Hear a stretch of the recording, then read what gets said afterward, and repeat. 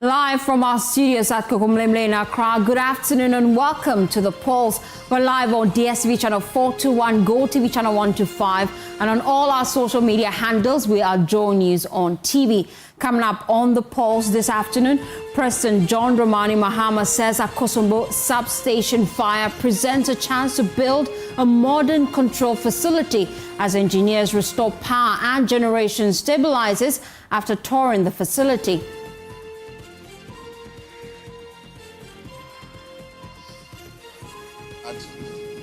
But it's not surprising because VRA has been one of the best organized state-owned enterprises. So I'm not surprised that you have the kind of quality of human resource to be able to ameliorate what happened. More as the Energy Minister John Abdullah Jinapor says power has stabilized and generation is now meeting demand. Also coming up on The Pulse, Health Minister faces legal action as Lightwave e-healthcare solutions drags him before the Accra High Court over alleged false remarks made against the company, demanding a retraction and an apology. We have details as the company also seeks compensation, claiming the minister's comment have strained its relationship with key development partners. Also coming up, South Africa's xenophobic protest against foreign nationals enters day 2 as the minority makes strong demand to the government, including an immediate high-level presidential engagement to avert further escalation. President John Dramani Mahama and President Cyril Ramaphosa, I know that they are going to speak very shortly about this issue. I know that they are working behind the scenes to ensure that they come up with a statement together. We have details of an assurance from Ghana's High Commissioner to South Africa and tell you how to stay safe if you're a Ghanaian in South Africa. This is Joe News. We are independent, fearless, and credible. My name is Fostina Sarfo. You can call me Captain. Please stay for details.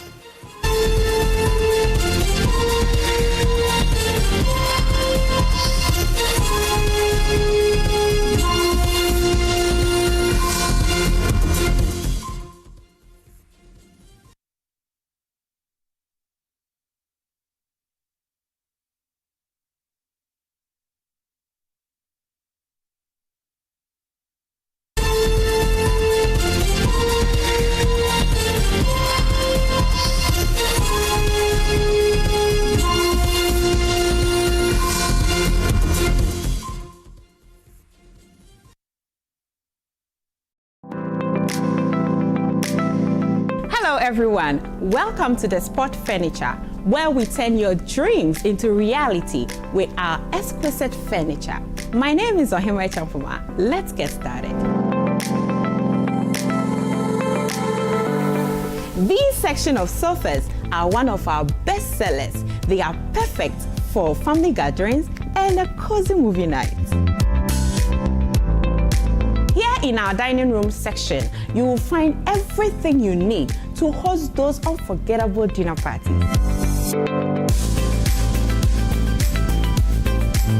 Hello. For those of you who love to work from home or just love a beautifully organized home office space, we have impressive home office furniture just for you.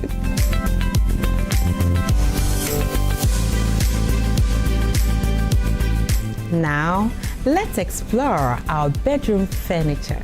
Take a look at these sets, best of its kind, and it's available in various sizes and finishes to match your decor. That concludes the tour of our showroom.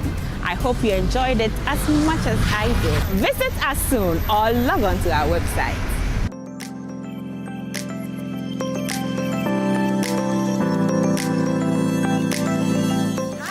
Let me share my wildlife experience with you at Safari Valley Eco Park. Welcome to Safari Valley Eco Park. Our electric shuttle pulled up and in no time our tour began. We were surrounded by wildlife from the moment we entered the Eco Park. We were greeted by experienced tour guides who took us through orientation and how to better enjoy the experience. Watch these animals roam freely in their natural habitat undisturbed by our presence. We saw zebras, sable antelope, brown crane, mara, silky chicken, nyalas, Shetland ponies, and so many animals I just couldn't keep up. Our tour guides taught us so much about the wildlife, their behavior, and how how to interact with them. I even fed them. We also went fishing on a man-made canal. Then we took a break to have lunch in this serene environment. All this amazing experience for this price for adults? This price for teenagers. It's a bargain. As the sun began to set, it was time to go back home, but not before dinner by the campfire. It has been a thrill of a lifetime, and I can't wait till my next visit. Safari Valley Eco Park, bringing you closer to nature.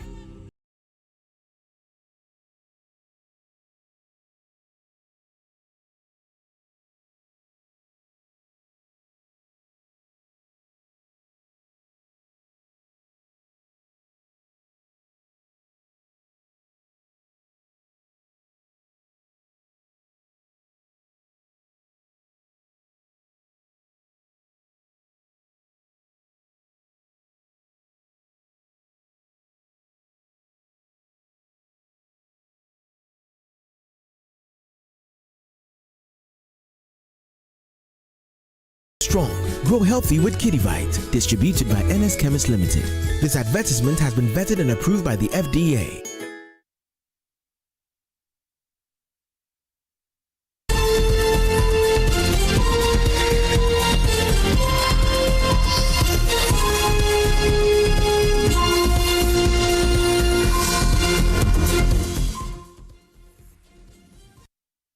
Thanks for choosing us. Well, this afternoon, President John Dramani Mahama has indicated that government will replace the damaged facility at the Akosombo Gridco Substation with a more modern control room. Speaking during a visit to the Akosombo Dam and Substation, the president said the recent fire that destroyed the Gridco facility presents an opportunity for Ghana to replace the damaged facility with a more modern control room capable of serving future generations. He commended engineers from the Ghana Grid Company and the Volta River Authority for working around the clock to restore the 4 affected generating units, urging them to continue their efforts to bring the remaining 2 units into operation. In recognition of exceptional dedication, a national service personnel who contributed to the recovery efforts was offered automatic employment after her national service. Yeah, thank you very much. We heard about the sad event, the fire outbreak in your control room. And of course, Ghanaians have felt the impact of what happened. You worked hard, but it's not surprising because VRA has been one of the best organized state-owned enterprises. So I'm not surprised that you have the kind of quality of human resource to be able to ameliorate what happened. And so when I heard that, our engineers say they're going to find a way of bringing it back on, I wasn't surprised because I know VRA has some of the best personnel you can ever get anywhere in the world. So I want to thank you for the sacrifice. This is an act of God. I mean, who would have expected that the control room would develop this kind of fire? But of course, I hear it's been there since 1964. So they say in adversity is opportunity. Because now that this adversity has happened, it makes gives us an opportunity to replace with it a more modern control room that will serve this Akosombo plant and let it work for more generations yet unborn. And so I told the minister I was coming here to see for myself the work you had done. He's briefed me. You have 4 of the turbines back on, and he says that you're working another miracle and that I'll get good news soon with the remaining 2 turbines also coming back on. So I want to thank you very much for what you've done, and we encourage you to continue to work. VRA will continue to be one of the foremost state-owned enterprises, and Gridco and VRA, both of you, you are among the foremost twins of the same mother, Gridco and VRA, and we know that you continue to work, and every support government can give you will continue to give you. Thank you very much.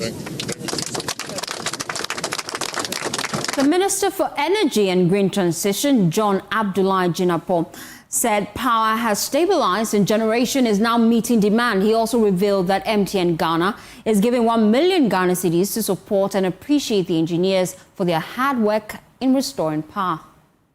And we then build a ultra-modern state-of-the-art control center with all the modern equipment.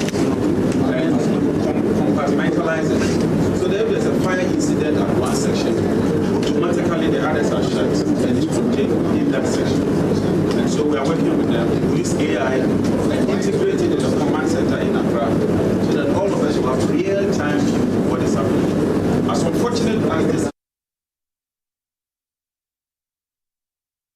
Well, let's explore this further. Joining me now is Akufo-Addo. He's a minority member on the Energy Committee. We appreciate your time here on The Pulse. You have criticized government's handling of the crisis, but what specific policies or investment did you implement when you were in power to prevent such infrastructure failures?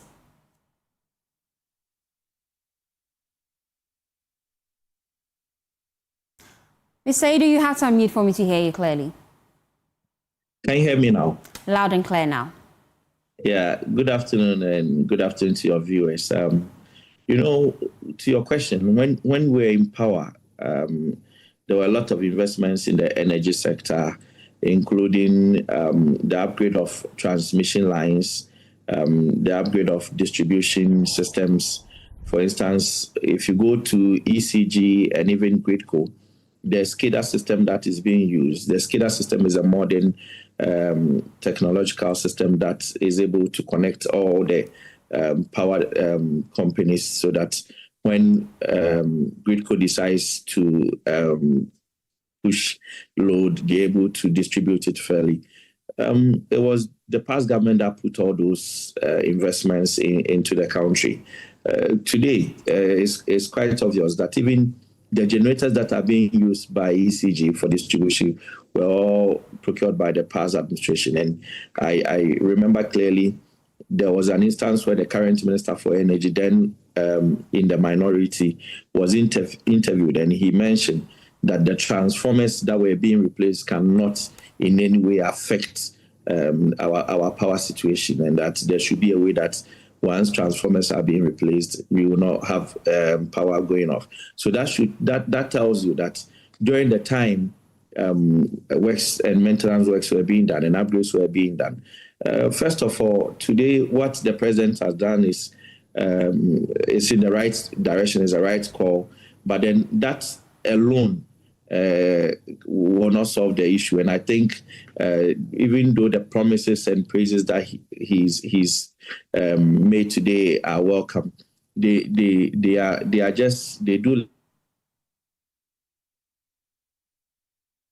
Oh dear, I seem to have lost Mr. Akufo-Addo. Mass the deeper systemic issues that are out there. Okay, I have you back now. Please make your point. Can you hear me? I can hear you now.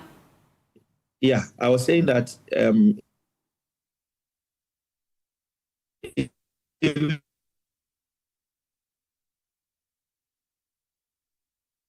the president's promises come late the energy sector,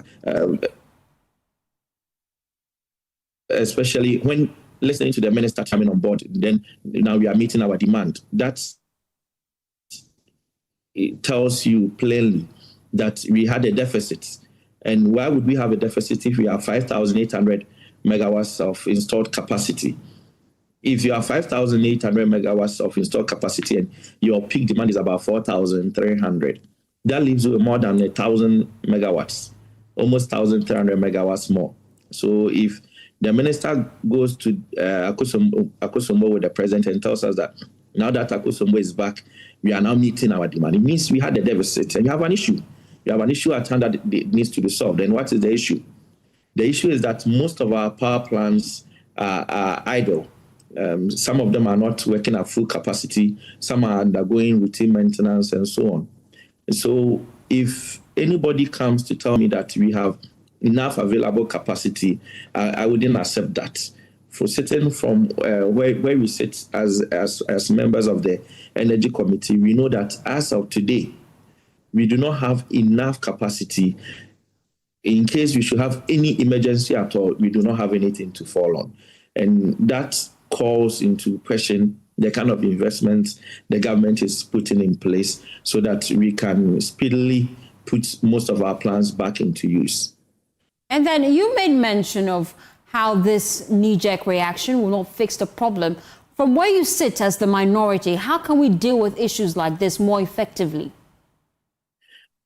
We believe, first of all, the people of Ghana has been very good to this government by offering to pay a 1 cedi levy, which of course today we do not know what is being used for, and that's the more reason why the Deputy Chief Whip, Honorable Habib, has filed an RTI request to get answers into what the 1 cedi levy is being used for. That 1 cedi was meant to be used to buy fuel to power our thermal plants. Today, hydro is doing almost about less than 40%, and the remaining is less than 30% hydro, and the remaining is thermal. And some of the thermal plants are down because they need gas. I have reiterated the point that Ghana Gas alone cannot support our thermal because Ghana Gas is doing about 120 MMsCF. That's why there's a plan to even do the GPP2. That's the Ghana Gas project, the second phase. So we are taking a lot of gas from N-Gas, and this comes at a cost. And that's why we gave the 1 cedi to government. So government should prioritize those funds and allocate it to getting gas to sustain our thermal plants so that we will not experience these dooms. So apart from that, there should be a pragmatic and bold step into going into renewable energy. We should look at having mini grids for smaller communities where we will install solar and then push those smaller communities onto the solar so that they all not be on the national grid. And these are some of the few things that in the shortest possible time government can commit to. And once government commits to these things, we believe that it will help sustain the energy sector. Apart from that, government should prioritize investment into our transmission and distribution sector. For instance, Gridco for some time now has been asking for funding from government, but then we've left it to chance. I remember last year when they came to Parliament to see us, they were requesting for some funds from government.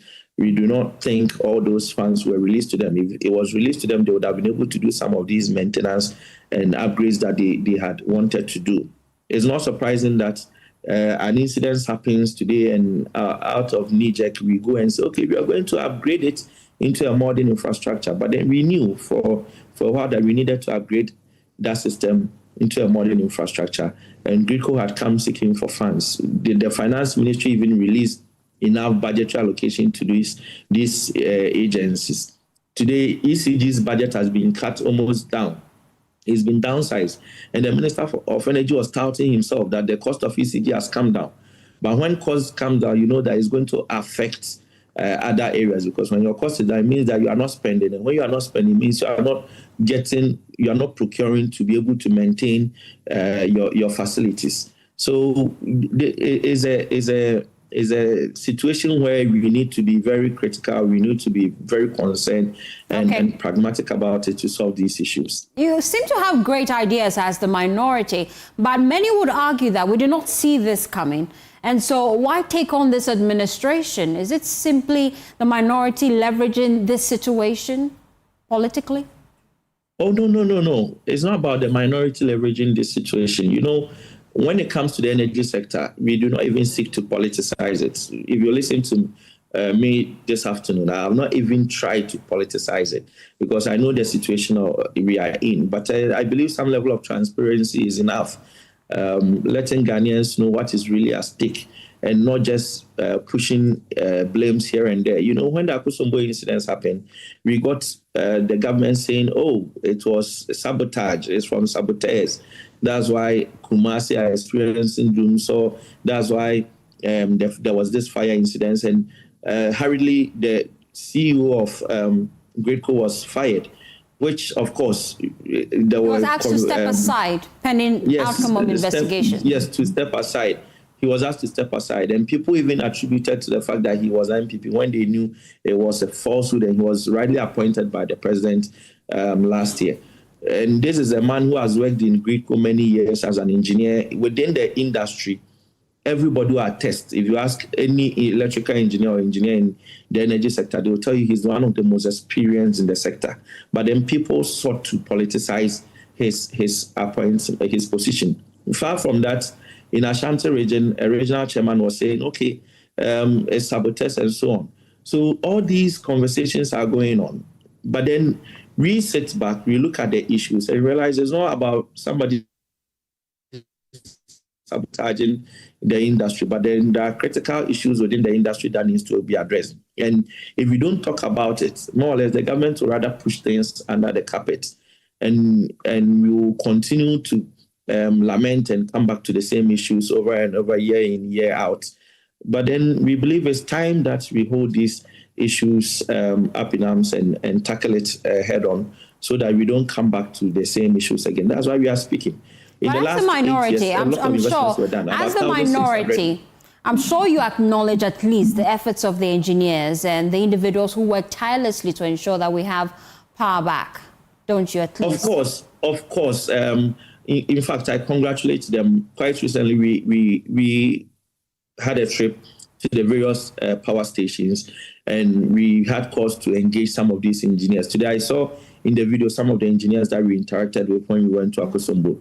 They've been very brilliant. In fact, Ghanaian engineers are doing very well. It's not just Akosombo. If you go to Etuabo, if you go to Aboise and all the other places where we have energy installations, if you visit the SCADA system and you see young Ghanaian men and women working overnight just to make sure our power is on, you'll be very marveled and impressed. So we congratulate them. They are doing a yeoman's job. Quite recently, the Etuabo gas plant had this burner management system going down. That's the CPU of the system going down. It took Ghanaian ingenuity, just as they've done in Akosombo, to bypass it and make it a manual system so that we will still have gas flow. And then the system came back on stream after parts were later brought in. So we know that when it comes to our energy sector, we have the right men and women to stay affairs and do the right things. And I congratulate the good men in Akosombo for their yeoman's job that they've done to make sure that power is restored. But then that is not the end, because blame was being shifted to ECG transformer fixing and so on. Now that Akosombo is back online, the big question is, are we still going to have blackouts or not? Well, we heard from the Energy Minister trying to answer that question for you, where he says that we're now meeting capacity. At least we're generating enough to meet the demand, based on what he tells us today. It's comforting to hear it. I listened to it myself when he said we are generating to meet demand. And that's why I earlier questioned that if you have 5,800 and 1,000 megawatts goes off, why do you now come back and tell me that you are now generating to meet demand? It means you have a shortfall.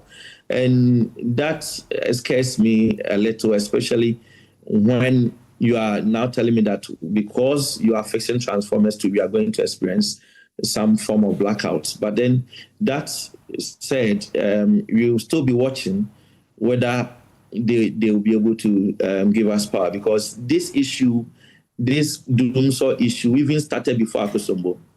Before Parliament went on recess, I have filed a question on the floor to ask the Minister of Energy why my constituency, which even houses the Amari plants, that's the Angomaso thermal plants, and the AXA energy plants, why we were experiencing so much blackouts, to the extent that sometimes it goes off almost 12 hours and 24 hours.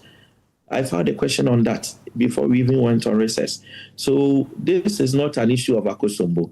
This is a problem that we were facing before even Akosombo started.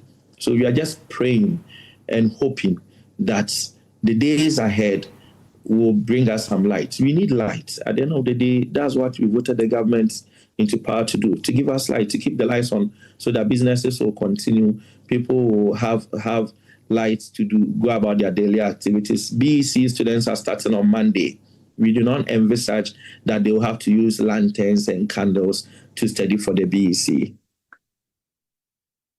I'm just looking at really the implications moving forward. I know that the minority, you filed on RTI, you want questions you have about how government has actually used the money they collected from the 1 cedi imposed on fuel prices at the pumps. Have you gotten any feedback from government yet on that? I'm yet to contact my leader, Honorable Habib, the whip, to get information on whether he's gotten a response. But I think that year was filed today, either today or yesterday. So I'm not sure the response has come out yet. But then we'll be monitoring keenly for the response that will come, and then we will act on it thereof. And you are demanding that heads should roll. But we're wondering, what evidence do you have that what we're facing is as a result of negligence on the part of government? In fact, the government is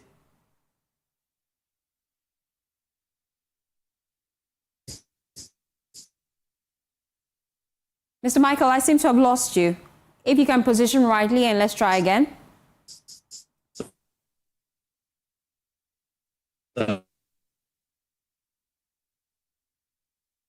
Okay, we're just trying to reconnect the lines to speak to Michael Addo. He's a member of the Energy Committee in Parliament on the minority side. They are still demanding that more needs to be done to ensure that we restore the issues that we're facing in the energy sector.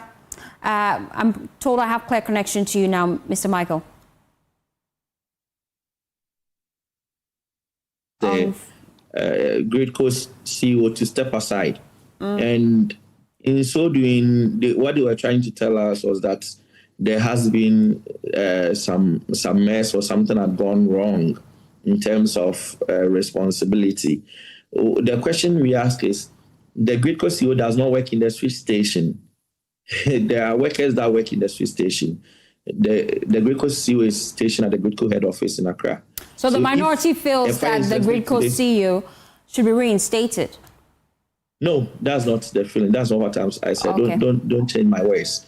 If the president today is attributing it to a force majeure, then clearly you cannot blame the CEO. So if you intend to blame the CEO for that force majeure, then of course, who is the head of the ministry? It is the minister. Then the minister must equally take the fall too of putting Ghanaians into this blackout. You cannot claim that a situation is a force majeure and yet be asking people to step aside. I see. So once you intend to ask people to step aside, then it has to go all the way up. Thank you so much. Michael Addo is a member of the Energy Committee in Parliament. He's on the minority side. Well, away from that, Health Minister Kwabena Kando has been dragged before the Accra High Court by Lightwave eHealthcare Solutions, which is demanding a retraction, an apology and compensation over what it describes as unsavory remarks made against the company. The suit accuses the minister of making false and damaging public statements about the company's operations and its contracts with the Ministry of Health. The company is, among other reliefs, seeking the court to order a public retraction and apology, award damages for economic losses, and grant additional reliefs that it deems appropriate. My colleague Fatal Bayaga has been explaining the details earlier on GN Today. October and November 2025, which it describes as false and damaging. Among the claims cited in the suits are allegations that the company misrepresented the number of health facilities it had implemented, overbilled the government, and hosted Ghana's electronic medical records outside the country. Lightwave strongly disputes these claims, including assertions that it received $11 million in 2024 while delivering only a fraction of the contracted facilities. So according to the rates, the minister's comments were broadcast across multiple media platforms, including a television interview, and have since caused significant reputational damage, both locally and internationally, for the company. Well, Fatal, so the company definitely is asking that they get some reliefs. It says that it has suffered some financial losses. Tell me more.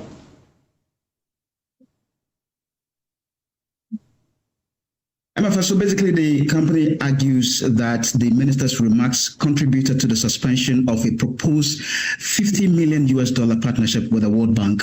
The rate issued on March 25, 2026, then further demands that the defendants, that's the health minister here, enter an appearance within 8 days of being served or risk judgment outside of the default date. Well, Fatal, so before you go, we understand the court has granted an application for substituted service. What's behind that? Yeah, so MFR, the court granted the application after lawyers for the company indicated that the several attempts, or they have tried several attempts to serve the minister, and all of these attempts were unsuccessful. Under the court directive, MFR, the writ of summons and statement of claim are to be served by posting copies on the notice board of the High Court's General Jurisdiction in Accra, and also delivering copies of this particular summons to the Clerk of Parliament, and also copies should be published online just to draw the attention of the Health Minister. Well, let's talk about South Africa. The xenophobic protest in South Africa against foreign nationals has entered day 2, and the minority in Ghana's parliament are making some demand from both government to avert a possible escalation of the situation. The recent attacks in the past days have resulted in violent attacks and forceful closure of shops of foreign nationals, and that has actually sparked viral condemnation from governments and regional bodies. First, listen to the chairman of the National Development Planning and Long-Term UN diplomat in South Africa, Dr. Nimoy Thompson, explain why more migrants tend to go to South Africa despite the situation. Basically, as I said, it's a generalized violence, which has now been directed towards immigrants, whether they're legal or not. And that is partly driven by this disproportionate sense of self-importance, that there's something so unique about South Africa that everybody wants to go there, and they don't want them there. They are taking their jobs and so forth. But the numbers actually don't support that. As I told you before we went on air, there's such a skills shortage in South Africa that the government, the Department of Higher Education and Training, actually publishes a list of scarce skills every 2 years and calls on people from around the world to apply to fill these positions. They range from regular trades, carpentry, masonry, all the way to IT, banking, and so forth. They simply don't have the skills to fill that. Now, why is the case? You need to look at the profile of education in South Africa, where the whites, of course, are the most educated socioeconomic group, about 28% of them. Blacks have just around 5%. Even though blacks make up the majority, over 80%, 5% of them have college degrees. Because they started from a low base. I remember, I've been in South Africa both times when they had their census, so I followed the numbers a little bit. I think the first one was, I think it went up from 1% to 3%, and then it's gone up to 5%, because they started from a low base, so to speak. But the facts are what they are, 80%. And if you look at the structure of the education and training sector, blacks being in the majority also tend to have high dropout rates and low completion rates. And when they do graduate, the quality also tends to be low and doesn't qualify them for the labor market, besides the fact that those who qualify are also leaving.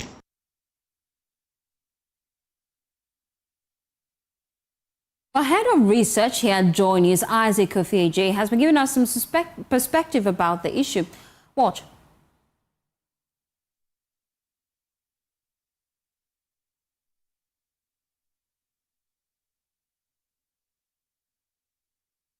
I'll bring you that a bit later, but join me now is John Samuel Abujinapo. I beg your pardon. He is a member of the Foreign Affairs Committee in Parliament, ranking member. We appreciate your time here on The Pulse. We know that today officially marks day 2 of that protest in South Africa. Government has lined up all the measures. They say that they're ensuring safe evacuation of Ghanaians in South Africa who wish to come back home. Your thoughts on how we can even deal with this moving forward? Well, thank you very much, and thank you for having me, and good afternoon to your cherished viewers. We have issued a statement and welcome the intervention of the Honorable Minister for Foreign Affairs in engaging his South African counterpart, as well as summoning the South African High Commissioner to Ghana. We think that is quite welcomed. But we believe that the matter should be escalated, and in other words, we should have a president-to-president engagement where His Excellency President Mahama should engage His Excellency President Cyril Ramaphosa on this very unfortunate incident. Secondly, we think that the Ghanaian government should insist on South African authorities prosecuting investigating and prosecuting the perpetrators of these very terrible, unfortunate, and heinous crimes. And thirdly, we are reliably informed that in some instances, you have law enforcement agents looking on while South Africans unleash violence on African citizens, particularly Ghanaian citizens. And we think our government should go a step further in insisting that these law enforcement agents are also held to account. By and large, we think government should focus on this matter. It's a very major development, most unfortunate. Ghanaian citizens in South Africa, we are told, are living under fear and in some cases undergoing some level of brutalities. And therefore, government should give it all of its attention. And this president-to-president engagement, we believe, is something that can help in terms of containing the situation as it relates to our compatriots in South Africa. And this should not end there, because this is becoming one too many. I recall very well when I was Deputy Chief of Staff, the President of South Africa sending an envoy to apologize to President Akufo-Addo at the time when similar incidents occurred. I think we've got into the situation where the Ghanaian government, beyond some of these recommendations we are making, ought to collaborate with their colleagues within the ECOWAS community and the African Union community to insist that at last, we should have some sort of accountability when it comes to this unfortunate and recurring incident in South Africa. And you're proposing that the president of Ghana engage with the president of South Africa, but we're wondering what engagement will do at this point in time, looking at how issues are escalating. We heard from South African President Ramaphosa in a news conference days back condemned the acts. We are also told that security agencies are working with the Ghanaian Consular in South Africa to ensure that justice is served. So I'm wondering what engagement will do at this point in time. Well, all of these are welcome, as we've indicated, but we think that it has become one too many, and therefore the response of not just the Ghanaian government, but the Ghanaian government directly with the South African government at the highest level, at the presidential level, as well as the Ghanaian government engagement within the multilateral framework of ECOWAS and African Union to insist on the South African authorities drilling down on this matter and bringing people to book, law enforcement agents who have been found to be complicit, and individuals and groups who are actively involved in this kind of conduct are brought to book and held accountable. We believe that can help in forestalling the recurrence of such incidents and also serving justice to the people of Ghana who live in South Africa and African citizens who live in South Africa in general. Well, some people have the opinion that the time is actually right for us to issue a travel advisory, especially for individuals who hope to go to South Africa. Your thoughts on this as the minority? I think that's long overdue. I think that the Ministry of Foreign Affairs should consider that very seriously, because the situation in South Africa is quite dire, and Ghanaians who already live there are living in an environment of fear and environment of threats. And therefore, if we can have an advisory caution issued by our ministry, which suggests that if you do not have anything extraordinary or so important to do in South Africa, you are probably better off staying away from South Africa. I think that will be a call which will be welcomed, because the situation in South Africa is one that is highly volatile.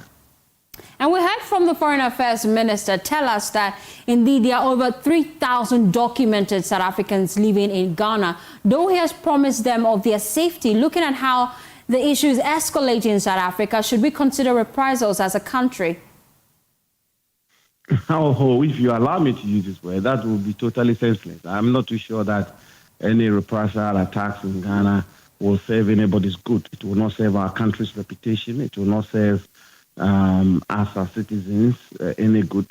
And in any event, it doesn't serve justice, and it doesn't make any sense. I mean, the people who live in Ghana are law-abiding South Africans living in Ghana and contributing to the national development of Ghana, and they are not responsible for these crimes.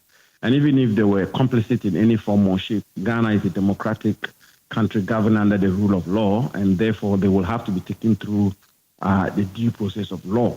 Ghana has the enviable reputation being built since our independence as a hospitable country, democratic country, where we coexist and live in peace and welcome all nationals. That is a reputation we have to continue to guard and guard jealously. And everywhere you've been in the world, that stands out and it continues to raise the flag of Ghana as a peaceful, welcoming, hospitable nation. I think we should continue to promote and work on that. I heard the Minister of Foreign Affairs call on Ghanaians to exercise restraint and not engage in any act which will undermine the peace of our country or which will attack South Africans in Ghana. I think that is commendable, and all of us should heed to the advice of the Minister. It doesn't make any sense whatsoever to have reprisal attacks in Ghana. It doesn't serve anybody's good, and it doesn't serve the good of our country at all. And then we know that one of the major sources of revenue for South Africa is tourism.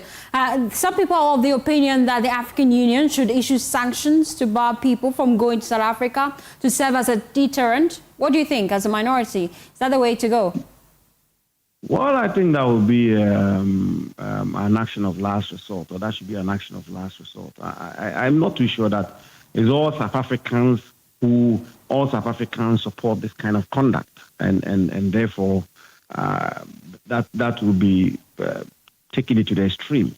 But as we've said, we believe that the government of South Africa should be engaged in a manner this time around, which is a lot more, if you want, a lot more accountable. I mean, the authorities in South Africa should be held accountable and should be made to ramp up the accountability measures which exist within the South African legal framework in terms of bringing people to book, and they should not be seen or allowed to pass as one other venting of frustration as a result of economic woes or unemployment or what have you. I think it should be seen purely as a criminal enterprise, and those who are involved or engaged in this enterprise should be fished out and made to face the full rigors of the laws of South Africa. And as we say, within the framework of ECOWAS and African Union, Ghana should champion this, and as well as government-to-government engagement in insisting that the perpetrators of these crimes are brought to book. I think if you allow me, let me conclude by just pointing out, and I heard President Mahama also make that point a while ago about how African nations were very instrumental in South Africa gaining its independence and freedom, and how African nations contributed significantly and sacrificed a whole lot in supporting South Africa in this struggle against apartheid and the concept of frontline nations, as President Mahama pointed out, including countries like Ghana and many other West African countries. And therefore, the least African citizens will expect from our compatriots in South Africa is a sense of brotherliness and solidarity. In any event, South Africans live everywhere in the world, and South Africans live in many nations in Africa. And it's important for all of us to acknowledge that we are, first of all, members of common humanity, and in particular, members of the African continent. And therefore, we should express solidarity towards each other. What is happening in South Africa, to say the least, is shameful and most unfortunate. Thank you so much, Samuel Abdullahi Jinapor, for your time here on The Pulse. Well, let's get some more perspective on this. Member of our research desk here at Joy News, Caleb Zbilim, joins me for more on this. Historically, how serious is this xenophobic attack, especially in South Africa? Yes, Fostina. So, according to an organization in South Africa that is set up by a university in South Africa to monitor some of these some xenophobic attacks in the past, because we know how entrenched this problem is in the country. So, since 1994 to December 12, 2025, there has been a recorded 1,295 incidents of some xenophobia incidents within the country. If you look at the total displacement, over 128,000 people have been displaced because of the incidents like this. And then there was a major one that happened somewhere in 2008 where it made the news, and then so many African leaders had to come out and then speak against the actions in South Africa. And then unfortunately, we know that about 690 lives have been lost as a result of some of the actions by the South Africans. So from 1994 to December 12, 2025, there's been a total of 1,295 incidents. And then, unfortunately, this has resulted in a total deaths of 696 people. And that's something that we should take into account. Again, if you look at the share of immigrants in South Africa, there are 2.4 million immigrants living in South Africa as of the last count. And then that makes up 3.9% of their total population. And if you look at the trend across Africa, this is one of the highest. Even though the percentage looks a little bit small, 3.9% is a bit high for country standards. Other countries do about 1% of their population being immigrants or 2%. But then having almost 4% of the population being immigrants, that's a bit on the high side, which is why you might understand some of the sentiments coming from the country. But then this is where things start to move aside a little bit, because if you look at the economic conditions in South Africa, it's a bit dire. Now, most of the Africans go to South Africa because it's seen as a place where there are some opportunities and where some money can be made. But then if you look at the reality on the ground, their economy is not really robust as it was in the past. Currently, the unemployment rate is 31.4%. This is very high.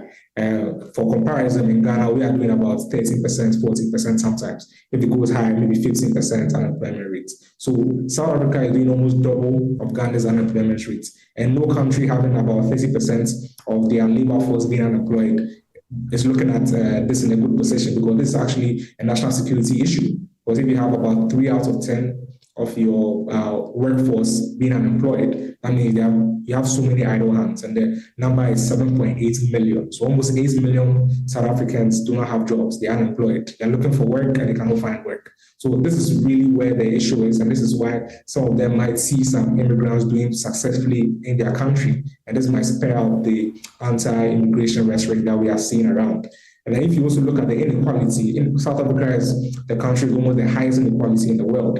And then we did some checks with their wages. If you look at the wage of, say, a white South African and compare that to a black South African, the difference is almost 5 times. So if a black South African is making, say, 100 cedis, the white counterpart for the same job is getting about 500 cedis. So that inequality exists in the country, which is why some of these rhetorics come out when they see some foreign individuals in their country doing well. It might trigger some sort of misunderstanding between the two groups. But we do know that we have some Ghanaians living in, so some South Africans living in Ghana. We have about 3,194. That's according to the foreign minister, Ghana's foreign minister. But then if you go to South Africa, according to our High Commissioner there are about almost 20,000 Ghanaians living in South Africa. So there's a wide mismatch. We have about 4,000 of them in Ghana here, where we have about 20,000 Ghanaians in South Africa. So but then, Caleb, is the issue really unemployment? Because this 20,000 Ghanaians seem to find jobs to do over there. Yes, so there's also the conversation about the skills mismatch, and because of the entire issue of apartheid and how that suppressed some of the black communities, most of them were not encouraged to go to schools during the white run era. So most of the South Africans don't really have the requisite skills. And we know that their labor industry and their labor ministry in the country advertise jobs for foreigners to come and fill the roles. So even though there might be jobs to be filled, most of the locals or the South Africans, they do not have the required skills to fill in those roles. And then when you see a foreign individual or foreigners coming to your country, taking out some of the lucrative roles while you are on the sidelines, it might fuel some of these, anti-immigration sentiments. But then again, this should be something that the authorities should be dealing with, because if you have a skills mismatch, it means that you need to implement policies that is going to increase the skill base of your population and not focus solely on immigrants coming to fill that population. And then finally, I think we'll end on, because we've all been hearing that Africans came together to support South Africa when they needed it the most. And in fact, Ghana was one of the countries that did a lot for South Africans. We opened our doors for them. We gave them passports. Some of their leaders who were exiled from South Africa at the time ended up in Ghana here. They set up a base and were funded at the time by our first president, Kwame Nkrumah. That was also a very sensitive matter because he was giving them money and weapons. And at the same time, Ghana was also, coming out from independence. So some viewed it as you're not focusing on Ghana, but you're focusing on other African countries. So Ghana did a lot for them. We also did some diplomacy. We spoke to the UK. We almost cut ties with the UK at the time because the UK didn't want to come out publicly and come out publicly against our party. So these are some of the things that we've been looking at from the numbers. But the one thing that I think we can leave away from this conversation is that the economic conditions in South Africa is not too robust at the moment. And then the unemployment situation for the locals is very high. The skills mismatch is something that needs to be taken into consideration when the locals see foreigners coming to the country and the anti-immigration rhetoric comes up. Thank you so much, Caleb. Well, my colleague James Aveji has been detailing the demands of both the majority in Parliament and the minority as well. Listen. Demands are to both the Ghanaian and the South African government. Let's start from South Africa, where the incident is happening. The minority said, with immediate effect, there must be a swift arrest of the perpetrators of these incidents that have been recorded and reported. They also want the president of South Africa to outline, or the South African government to outline measures they are adopting in order to protect foreign nationals in their country in the face of what is happening on the streets of South Africa. As far as they are concerned, in terms of Ghana, President John Mahama must be put on the phone immediately to have a conversation with his counterpart Cyril Ramaphosa. And in that conversation, the president must demand concrete steps from his counterpart on how he's dealing with the situation. Not only that, the government of Ghana must also demand compensation from the South African government for all Ghanaians who have been caught in this crossfire in the last few days. Their final demand from the Ghanaian government is that although they acknowledge the role the foreign minister Akufo-Addo Ablakwa has played in the last few days, they really want the consular assistance to Ghanaians in South Africa to be escalated to the next level, so that those of them who find themselves wanting will have measures to protect them and get them home if the need be. Right.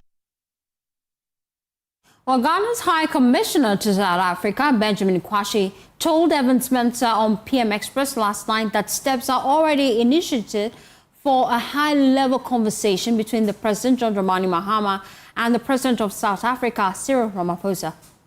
What I'm sure it's about happening is the two presidents, President John Dramani Mahama and President Cyril Ramaphosa. I know that they are going to speak very shortly about this issue. I know that they are working behind the scenes to ensure that they come up with a statement together. I am aware that the Minister of Foreign Affairs has initiated that conversation between the two heads of state.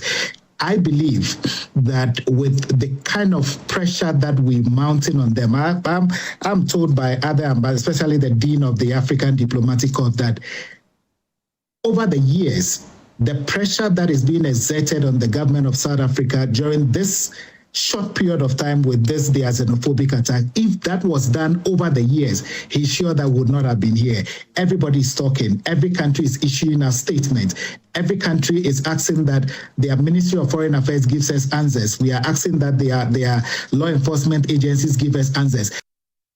Well, it adds that Ghana's consulate in South Africa has put in a temporary measure to ensure that Ghanaians there are safe.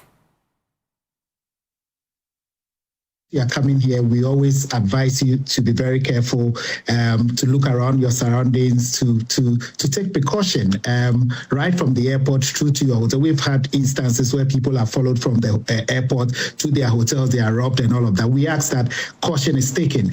I believe that we should reinforce that caution to everybody that wants to travel to South Africa. And there are certain areas that we continually advise our people not to travel and go to those places. For example, going to Soweto, going to Alexandria, going to Tembisa, going to those areas are areas that we believe are high-risk areas. We don't advise our people to go there. Those that are staying there, we've asked them to move from there during this period. And anybody that is traveling from Ghana to South Africa would encourage them also to liaise with the High Commission. We have a 24-hour line that provides guidance. Please mention the number. Please mention the number. And you also said earlier that there's a site where you can register your name and your details when you land. I want you to go through that for us. The number and that site.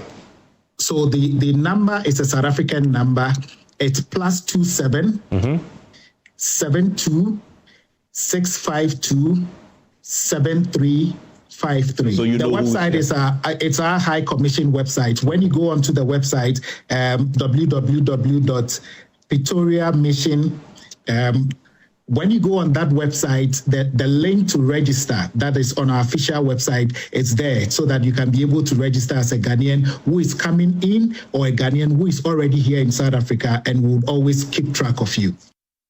Well, security consultant Dr. Victor Doke believes there should be tougher regional sanctions on South Africa to address the situation.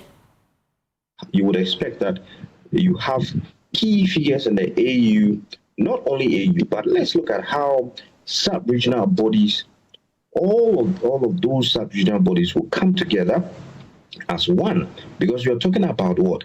The Pan-Africanism, the spirit behind it, the unity, right? After all, Ubuntu and all of that. We need to show that solidarity, that force. So it wouldn't be just one organization coming in. Now, if we are able to do this, then the South African authorities, okay, the political elite will see the seriousness of, various organizations and then the citizenry at large. Will it be too extreme, considering how tourism is such a big part of the South African economy? Will it be too extreme to consider a travel ban that is backed by AU, for example, do not travel to South Africa? If the situation persists, that is an option. If the situation persists, that is an option. Then now you can talk about linking it to SADC, the South African the economic community. Yes. They also have to come in, issue some sort of sanctions if the situation persists, and then other African nationals are, living in fear. Then these are all options, which is very, very doable when it comes to conflict prevention. Away from that, Member of Parliament for Old Trafford Vincent Ekwasefo has criticised the government's decision to reintroduce entrance examinations to the Ghana School of Law, describing it as a breach of trust that is unfairly impacting thousands of students. The reversal follows earlier assurance by the governing party ahead of 2024 election that the exams would be scrapped. Students who relied on that promise are now expected to sit for entrance exams scheduled for July 31, 2026. A move the MP argues has disrupted academic planning nationwide. He is calling on government to either withdraw the directive or issue a public apology alongside clear communication on legal education reforms. He further maintains that the decision undermines confidence in governance and places undue pressure on affected students. Let's get on Zoom now and speak to Vincent Ekwasefo himself. He joins us live here on The Pulse. We appreciate your time. I've been going through this write-up you put on social media. What immediate steps should government take to mitigate the impact on students already affected by this policy reversal? Do you think that they are going to take any steps, especially when you look at their commitment and their actions and inactions ever since they made this promise? I say so because they may want to always appear to be acting on their promises, but clearly the things that they themselves are things that they themselves do not believe in. Why do I say so? Yesterday, I saw a publication from the Kwame Nkrumah University of Science and Technology, which publication sought to say, or if like a memo, which sought to say that there is going to be a reschedule of entrance exams to law school. And the first paragraph actually reads, please be informed that the IEC of the Ghana Legal Council has rescheduled the entrance examination to the Ghana School of Law to 31st July 2026. This simply means that they are announcing to Ghanaian public, especially those who are interested in writing the examination or the entrance examination, or those who want to be in the law school, that this year they are going to write the examination on the 31st of July. This is contrary to the promise that they made to the people of Ghana, especially if you go and check City FM publication in 2020. The president himself had cause to say that whichever law school you go to, all of us will end up at the national bar examination. At the time, he was speaking to the effect that the NDC government, when given an opportunity, will make sure that entrance exam will be a thing of the past. We've also had people like Edward Tamaklo, who over the period have had calls, even in 2019, 2022, and 2023, have had calls to say that the current system limits access unnecessarily. So there's no doubt about the commitment of the NDC. It is not enough for anybody to tell you that, oh, they have brought the bill to Parliament and the bill has been passed. Mind you, in the first meeting of Parliament, there were about 5 bills that were passed and assented to by the President of the Republic of Ghana. Let me repeat that. I'm not saying only 5 bills were passed. I'm saying that there were 5 bills that were passed and assented to by the President of the Republic of Ghana. And that's the exact point. If the legal education bill has been passed, it will take effect for the next academic year. And so why are you in a hurry? It's not a reversal. Government has not changed its stance. Is that not the case? I am saying that if there is that commitment, then the president would have signed the legal education bill alongside the other 5 bills that he has assented to, which bills were all passed in the first meeting in the second session of the Parliament of Ghana. Okay. I hope you get my point. So it is not only the legal education bill that was passed as far as the first meeting is concerned. There were other bills. But the question is, why would the president assent to 5 other bills and leave the legal education bill if the president was interested in making sure that this year, indeed, students do not write the examination? It is the same thing that they are doing with the LGBTQ bill. They will pretend to you that they are interested in the bill, but clearly they are not interested in the bill. Thank you so much, I am Vincent. calling for we have to go now. A withdrawal of the directive. I'm calling for a withdrawal from the directive, the withdrawal of the directive by the government if they are interested, to make sure that indeed students do not write examination. To end with my point, there's a video that I have also shared on my Facebook wall, which video was about the chief whip of the majority side. The chief whip. Vincent, if you can wrap up for me briefly. The chief whip indicated that students should not prepare for any examination because in the video, the bill is going to be passed, it is going to be assented to, and this year students are not supposed to prepare for any examination. What changed? Thank you so much, Vincent Ekwase, Member of Parliament for Otafo. Well, away from that, the Ghana Gold Board says its strong 2025 performance is only the beginning of a broader reform agenda for Ghana's gold sector. After posting an operational surplus of 900 million Ghana cedis, Gold Board says it is now focused on strengthening and ensuring that anti-smuggling controls are in place, deepening regulation and expanding gold aggregation, as well as improving export coordination. Here's Director of Communications for Gold Board, Prince Minka, with more. It's quite instructive per the audited financials that we've published on our website. One thing that is instructive to note of is that despite Gold Board's revenue growing exponentially from 307.7 million Ghana cedis as of 2024 to 970.8 million Ghana cedis in 2025.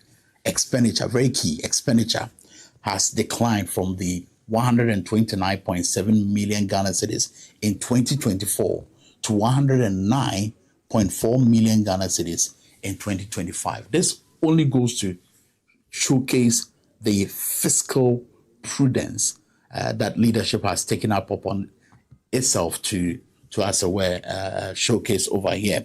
Now, the reduction in expenditure was in spite of substantial expansion of the staff strength, and also the expanded mandate of the Gold Board as compared to the defunct PMMC. For instance, very important, whereas the defunct PMMC had a total workforce of 114 in 2024, the Gold Board maintained a total workforce of 450 in the year 2025, which is the year under the financial statement, the year under review as far as the financial statement is concerned. But yet, we managed to keep expenditure at relatively lower levels through what I've already stated, or what my CEO will call fiscal prudence.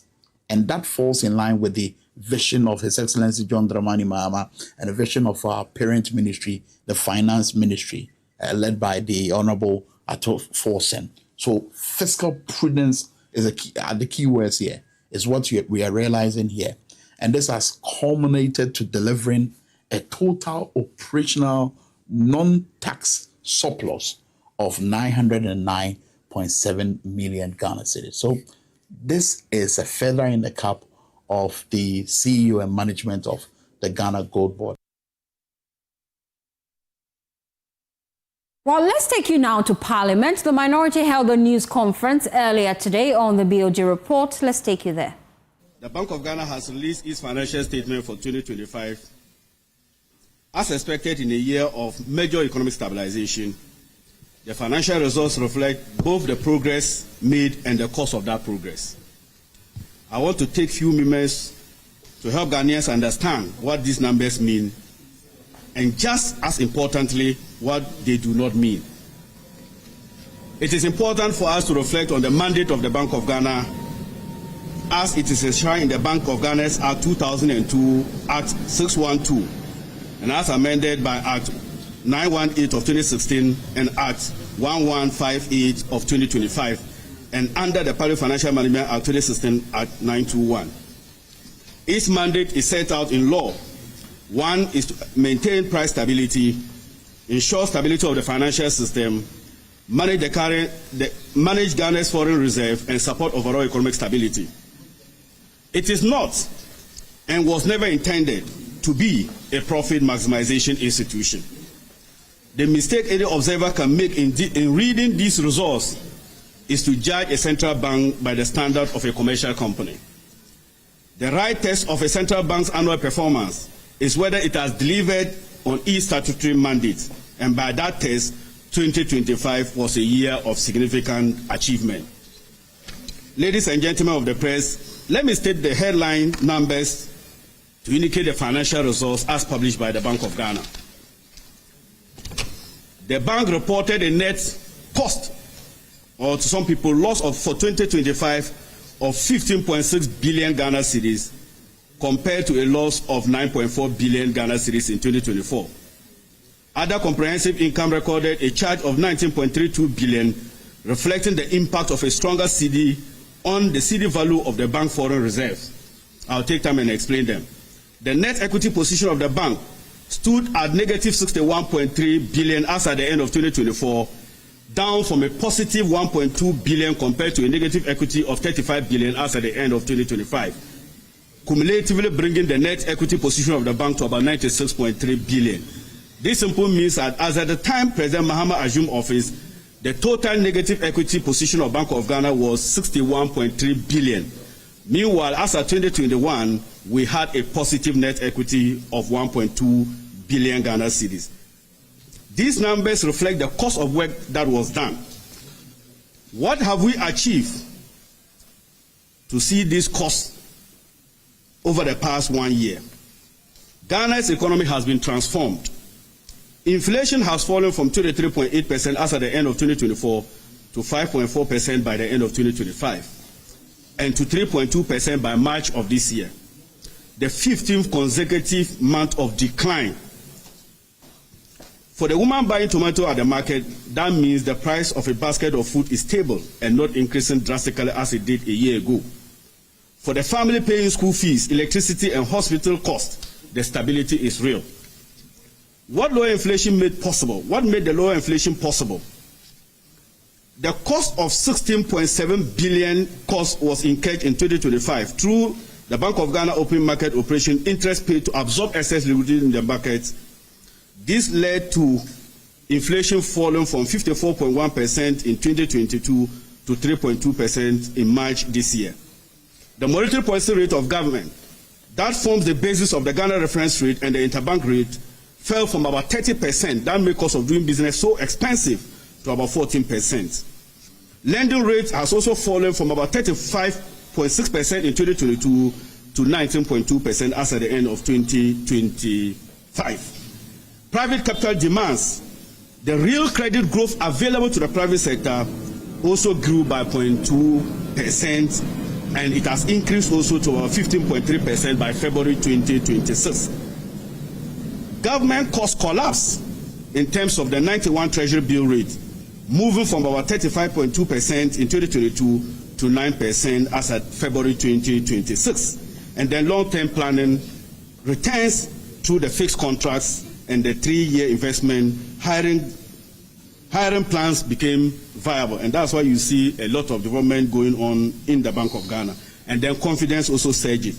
Consumer confidence has also increased from 79.2 percentage points to 111.7 percentage points as of January 2026. Ladies and gentlemen, the stabilization of the cedi that we saw, which lost its value of 19% in 2024, for the first time in many years gained its trend of 41% in 2025 and named the strongest currency of any emerging market in the world in 2025.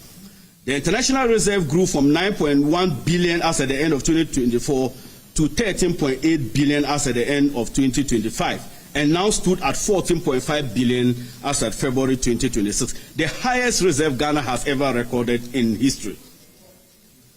Policy rate has also seen a cut from 27% at the end of 2024 to 14% as at March 2026. The average lending rates have followed it down from 30.2% to 17.7%.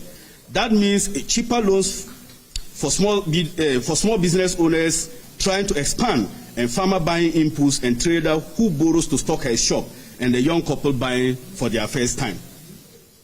Ghana's public debt has fallen from about 62.5% of GDP to 45% of GDP as part of the broader stabilization effort of the Bank of Ghana and the Ministry of Finance. The economy grew by 6% in 2025 against a projected 4% in the year 2025. Businesses and consumer confidence are at record highs. These are the costs or the benefit as a result of the cost done by the Bank of Ghana. Consider where we would have been today had this not work been done. If you wanted to reduce the equity position of government, consider the effect we would have been suffering as a result of that decision. Inflation would have still been high at about 23.8%. CD would have still been weakening week after week. Reserves running lower, lending rate above 30%, and all this happening in a global environment of war, of trade tariffs reshaping the international ecosystem, of capital flight from emerging markets and other economies in our region, and beyond all are still struggling with all these pressures. Ghana is still resilient and not affected by that. The bank built a room we can now have to navigate these moments. These outcomes did not just happen by accident. They are as a result of deliberate policy actions, and those actions had financial implications for the bank itself. The costs you see in the financial statements are the cost of producing the outcomes that you are living through currently. The institutions carried them on its books. The country received the benefits. The Bank of Ghana had to absorb the costs, but the country, you and I, are all benefiting from that. Why the cost? Three things drove the headline cost in 2025, and each one is measurable. First, the cost of fighting inflation. To bring inflation down, the bank had to absorb excess money from the banking industry by issuing short-term bills and paying interest on them. The cost rose from about 8.6 billion Ghana cedis in 2024 to 16.7 billion Ghana cedis in 2025. The bigger you spend, the bigger your results. And that's why we move inflation from 33.4% to about 3.2%. In 2024, with a smaller spend, inflation barely moved. In 2025, with a larger spend, inflation fell by 18 percentage points. The cost was real and the result was real as well. Secondly, the cost of building reserves through the gold purchase program. The accounting cost of the gold purchase program stood at 5.7 billion Ghana cedis in 2024 to 9 billion Ghana cedis in 2025. The program accumulated approximately 111 tons of gold in 2025, up from less than a ton in 2021. The gold itself has not been lost. The reserves are real. Let me now take you into the details of the gold purchase program and its impact over the years. In 2022, the total number of volumes that the Bank of Ghana acquired was 3.4 tons of gold, with a value of $194 million. And the cost of achieving that was 74 million Ghana cedis. In 2023, we achieved 37.02 tons of gold at a cost of $1,554 million United States dollars, and we spent $1,372 million Ghana cedis. In 2024, we achieved 54.47 tons of gold, and we spent $4 billion United States dollars and spent $5 billion in terms of cost to achieving that. In 2025, we moved the purchases from 54.7 tons to 111 tons. So it generated cumulatively 11 billion United States dollars, and we only spent 9 billion Ghana cedis achieving that. Thirdly, the accounting effect of a stronger cedi. In fact, to every side of a situation, there are positives and negatives. Ghanaians are enjoying relative stability of our currency, yet it is making our cedi value of all our foreign bonds much cheaper, and we lose value. The accounting effect of a strong cedi: when the cedi strengthens, the cedi value of the dollar, gold, and other foreign reserves of the bank goes down on the books of Bank of Ghana. And let me take an example to show. If you are holding $100 and the dollar is 17 Ghana cedis, that time the Bank of Ghana cedi equivalent will be what? 1,700. In this year, if you are still holding the same $100 and the cedi is now 10 cedis, you see that the money will now be 1,000 Ghana cedis. So the $100 value hasn't changed. But because of the strong performance of the cedi, it is making the cedi value that we record in Ghana's books to be what? Lower. That represents a cost. So the cost that the Bank of Ghana will mention include this cost, and that cost doesn't translate into any economic cost, but accounting cost. The dollar themselves did not leave Ghana. In fact, they actually grew from 1.9 billion Ghana cedis to 13.8 billion.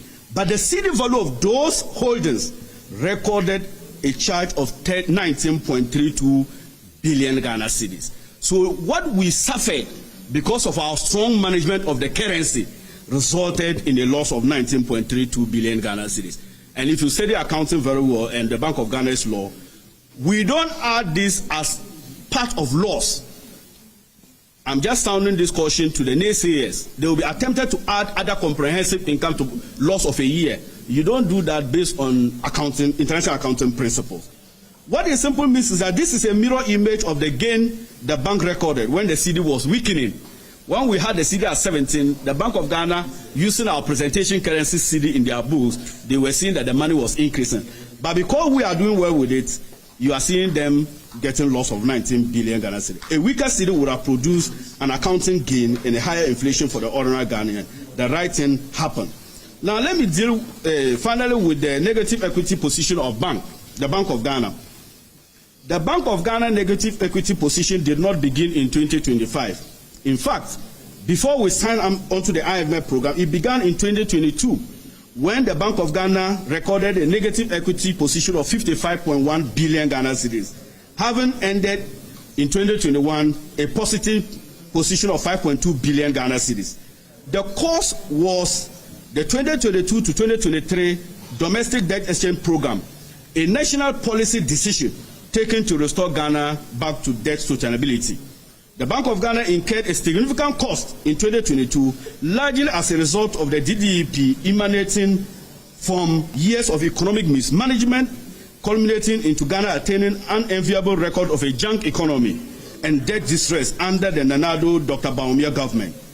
The immediate impact was impairment of about 48 billion Ghana cedis, with about 32 billion being an illegal and final write-off without parliamentary approval. The central bank holding of the government debt was restructured. Non-marketable holdings of the government of Ghana instrument, including long-term stocks, a COVID-19 bond, and an overdraft, were subjected to 50% haircut. Bank of Ghana, others claim being holding the marketable instrument were exchanged under similar terms as other financial institutions under the DDEP did. This led to an impairment of 48.040 billion in 2022. At the same time, the bank incurred a revaluation loss on its foreign assets and liabilities due to exchange rate depreciation. The impairment and revaluation losses led to a negative equity position of 55.12 billion in 2022.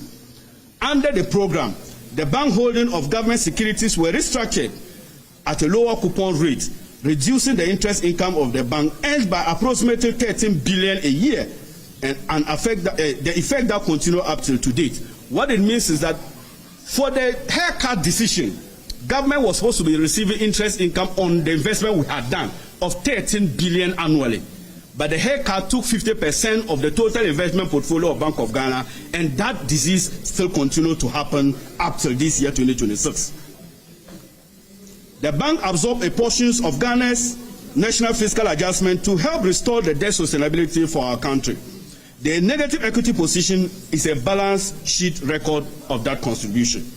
The government has formally acknowledged this on 6th January 2025 in coordination with the IMF. The government of Ghana and the bank signed a memorandum of understanding to recapitalize, providing a framework if it is exercised. The memorandum of understanding exists between government of Ghana acknowledged that the start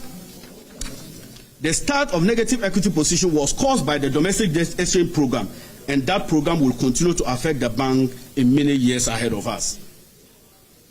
Now, when you get the full details, you will see the build-up of the reserve. These results do not affect the bank's ability to operate. It is important. Having said the cost of operating in 2025 was 15.6 billion, does not affect the bank's ability to operate. It is important to be clear on this point. These results do not affect the bank's ability to set and implement monetary policy, to manage Ghana's foreign reserves, and to supervise the financial system. The bank's authority comes from law and not on its balance sheet. This pattern is not unique to Ghana.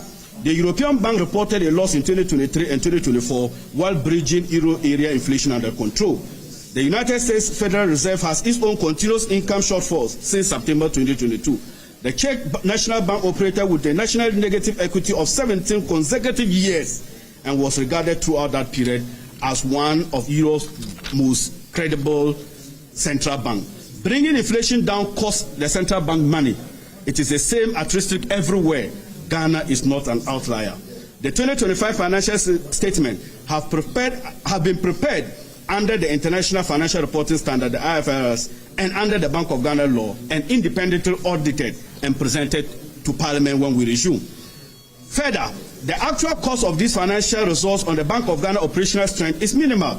This clearly demonstrated by the significant improvement in the bank policy position, which strengthened from approximately 700 million Ghana cedis to 5.5 billion Ghana cedis. This shift indicates the bank generated sufficient income through its policy operations to cover the costs associated with restoring macroeconomic stability. In effect, the bank has been able to finance the very intervention required to anchor inflation, stabilize the currency, and restore policy credibility. Why this loss will never be repeated? 2026 will be a year of difference. The 2025 result was a peak. Looking ahead, 4 things has changed in the report. First, With inflation at 3.2% in March 2026, there is no longer a large monetary overhang to absorb. The cost of liquidity operations through the OMO falls structurally as inflation fight is won. Secondly, with the policy rate cut from 27% at the end of 2024 to 14% in March 2026, every CD of the liquidity operates now costs roughly half and what it cost a year ago. New bills are issued at lower coupon rates. Existing bills roll over into lower rate replacement as they mature through the debt replacement program. Thirdly, on 26 February 2026, this Parliament passed the Ghana Accelerated National Reserve (GANREG). Under the new policy framework, off-takers pre-finance the gold program and the Ministry of Finance allocates the budget. The accounting effect that drove the $9 billion under the gold purchase program in 2025 will not follow through the bank's books in the foreseen years. The fourth point, with the cedi expected to remain stable at its new, stronger level, the large revaluation effect that produced about 19.32 billion in 2025 should not be featured in 2026 and beyond years. The financial framework is improving. The financial structure of the program that drove the 2025 costs have been strengthened. The country can expect a different picture in the year ahead. In conclusion, the message to Ghanaians is this afternoon. The financial results that was released today reflect the work that was required to restore stability of our country. The work has been done. Inflation is down. The cedi is stronger. Reserves are at record lows. Lending rates are coming down. Public debt is lower. Economy is growing. Confidence is back. The institutions responsible for stability remain sound and fully capable of doing their job. Thank you so much, ladies and gentlemen, for the press, and I'm grateful. The majority there in Parliament giving their thoughts about the BOG's 2025 report led there by Ata Issa as Member of Parliament for Sagnarigu. Well, they are touting government's performance as well as the stabilization of the cedi and low lending rates, and they also are quite pleased with the performance of the economy so far. Away from that, traditional leaders in the Eastern Nzima traditional area have backed the government's decision to revoke the mining license of Adamus Resource Limited, describing it as long overdue. The chiefs have gone further, performing traditional rites to symbolically reject the company from their lands. Joy News' Ina Talia Kwanza reports from Atwabu.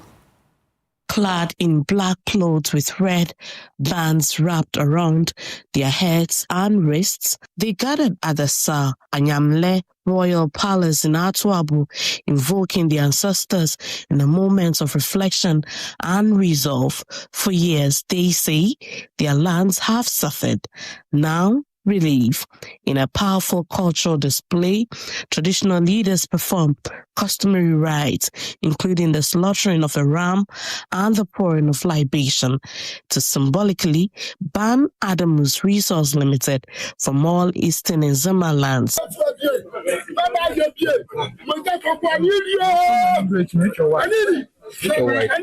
The ritual, steeped in tradition, represents both mourning for degraded lands and a spiritual declaration against the company's return. His Royal Majesty Awolai Blay says the revocation marks the end of years of destruction. Today, I stand here to say clearly, the elephant has been removed from our bowl of rice, and our nightmare is over. I think one of the things that we need to emphasize is that we don't oppose mining. We don't oppose development. But what we oppose is the destruction of our ancestral land. We will not sit down for our ancestral land to be destroyed.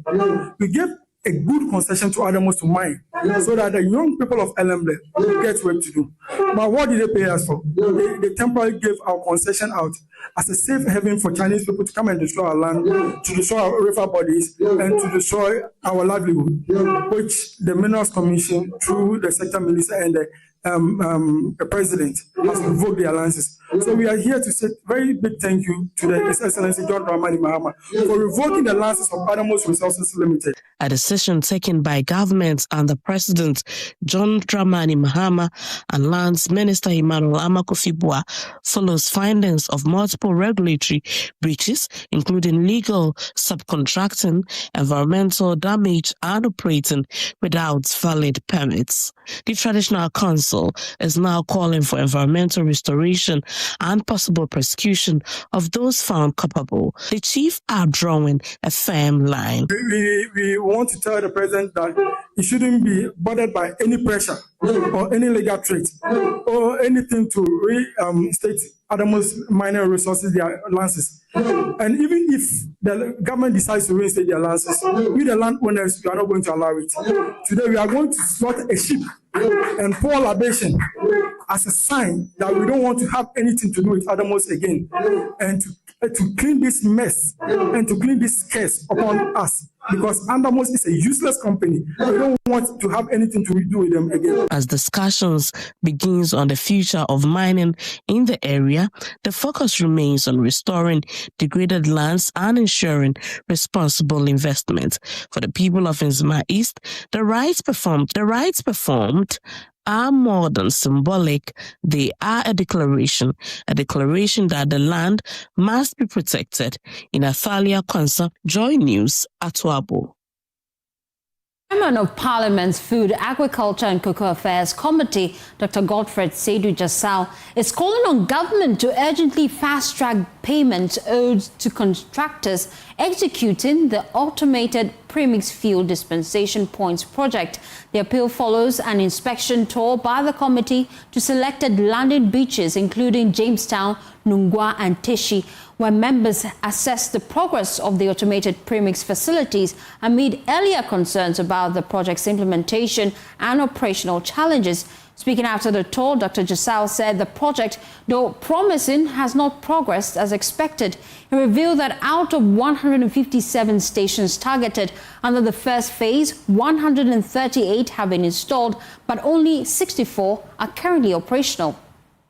First of all, I think the entry of the Premix automated stations is a novelty. I think it's a good program, it's a good initiative. I understand that the first phase of the project is that the company is supposed to install 157 of them.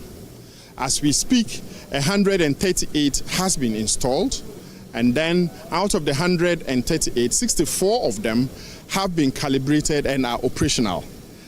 We are informed that 74 more have been installed and completed, but yet to be calibrated for use. And so we understand that the contractor has some challenges because he's invested so much money in this project. He's awaiting his IPC to be on it. I've checked, and my information is that it's been validated and awaiting some payments. And so we want to use this opportunity to call on government to fast-track the payment to the contractor for the automated stations, because the entry of the automated station is going to solve a lot of the problems that we've been facing in the premix subsector. While he further demanded the accelerated development of all 300 automated stations nationwide, noting that feedback from fishing communities indicates strong acceptance of the system. 300 of them, in fact, we further call on government to ensure that all 300 of them can be installed. In fact, like yesterday, not even tomorrow, it can be installed as quickly as possible, because that, if it comes, one, the premix automation process is such that the recipients, the fishermen, as you heard us speak to them, are satisfied with the functioning of the automated stations. And so what you just need is to deploy more of them, and they themselves will have no incentive to hoard them. Besides, everybody has a card to be able to utilize his allocation. And so there will be no incentive to hoard or even inflate prices. Now, if this happens, it means the chain of supply to these stations will be regularized in a way that when the tanker loads and has to be dispense the fuel at a certain station, the possibility of they diverting it to another place whose system is automated already is remote. While following concerns over non-compliance with pricing directives at some landing beaches, Administrator of the National Premix Fuel Secretariat, Ebomensa, says processes are underway to sanction and remove individuals implicated.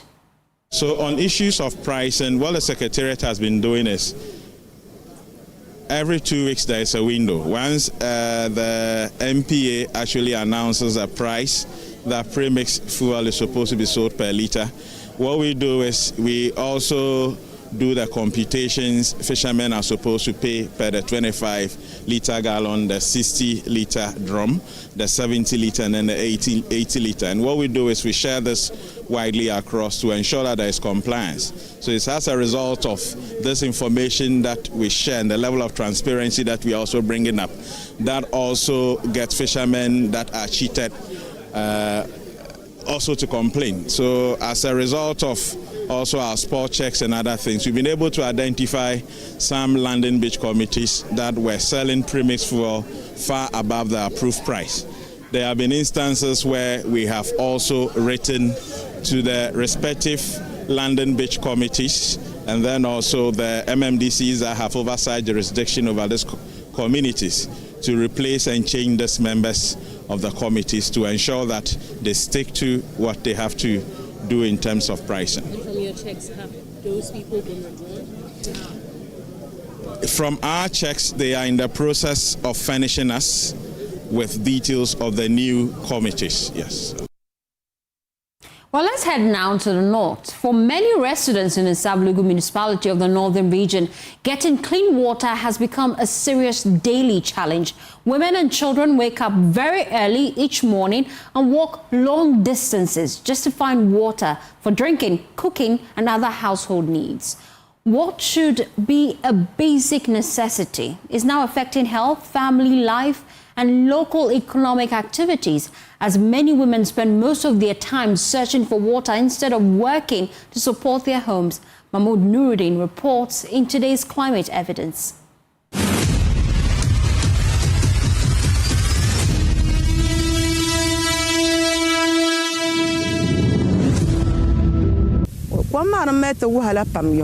Water scarcity has become a major challenge in this community. If not for the dam, residents would have no alternative source. The dam has become the only lifeline, yet it urgently requires dredging.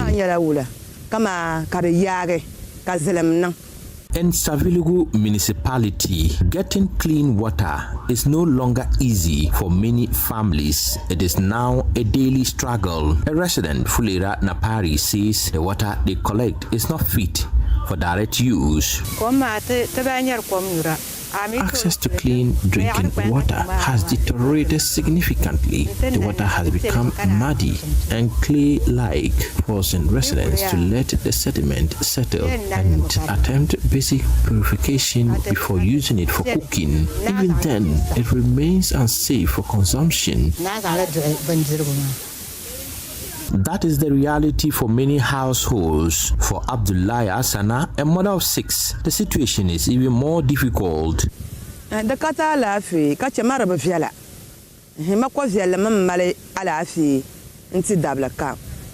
The need for dredging the dam cannot be overstated. If properly dredged, it could retain water for a longer period, possibly lasting until the next rainy season.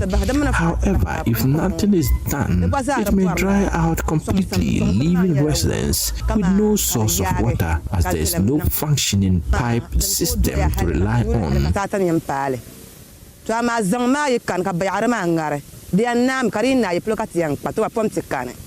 community depends on the dam, but the same water is shared with animals, making it unsafe. As Sana says, access to pipe-borne water would solve the problem. We share this dam with livestock. If there is a separate one for animals, it would be healthier for us because humans do not contaminate the water the way livestock do. Animals drink from it and also defecate in it.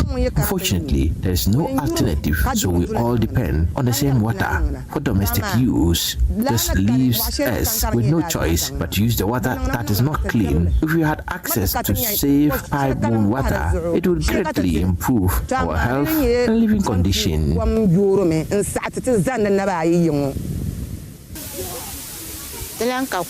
The crisis affects health and livelihoods as many, especially women, spend hours searching for water and now depend on unsafe dam sources because they have no other choice.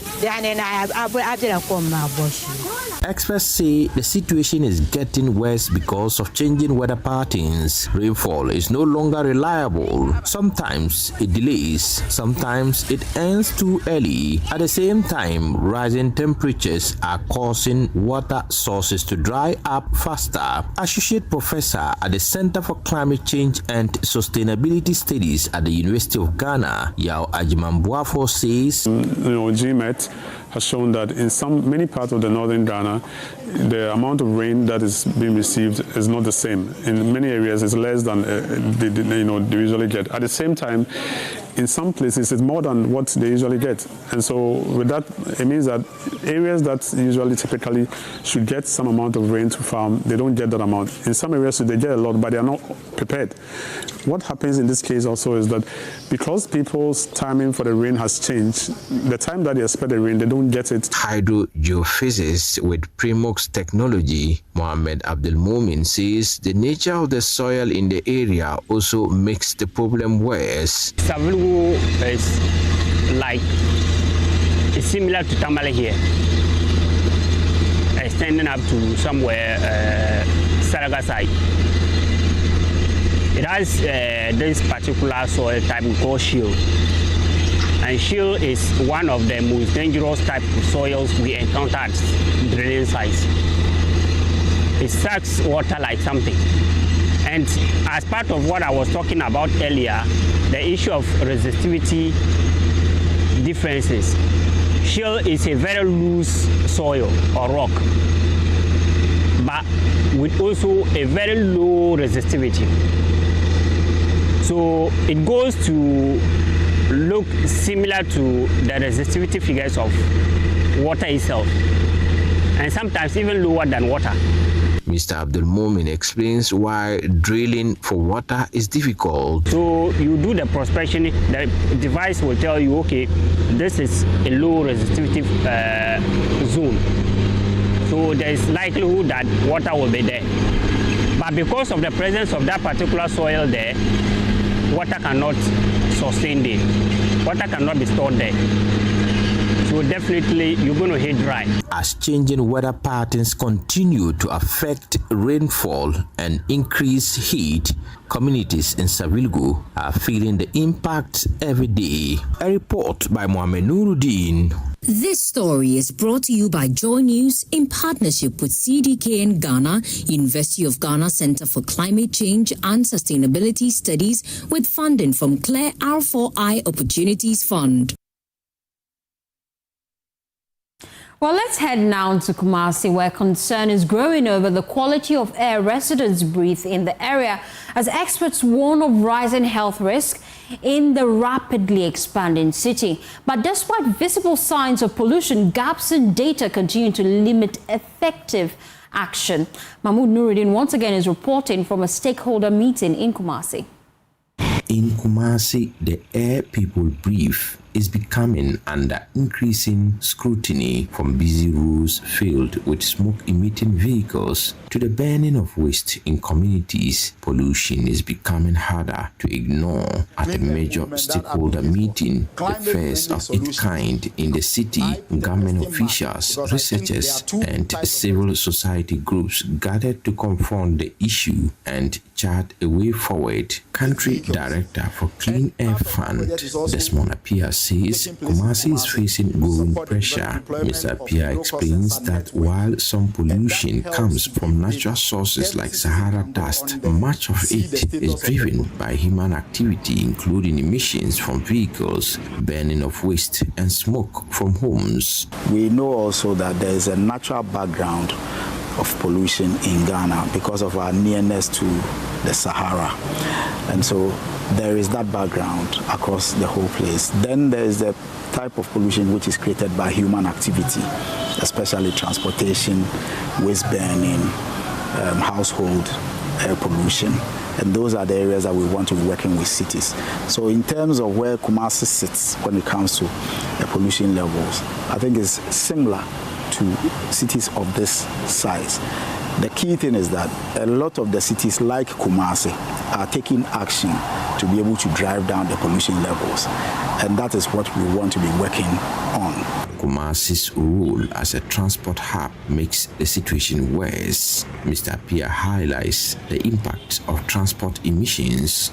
There's a lot of research that had taken place, and it shows that there's a lot of transport-related pollution. And Kumasi is a transportation hub. Virtually most of the West Africa transportation from Tema goes through Kumasi. And we are aware a lot of these trucks are old. They do have a lot of emissions coming from those vehicles. And we think that there's opportunity, especially when there's the political will and the citizens are also engaged in this kind of conversation. He says a major challenge remains the lack of reliable data. If you look at the whole map of the world and try to see where there's a lot more monitoring, Ghana is really not at the top. And there's a huge gap. Even within Ghana, there's a lot more monitoring going on in Accra than in other centers. EPA have some sensors here. A couple of institutions also have some sensors.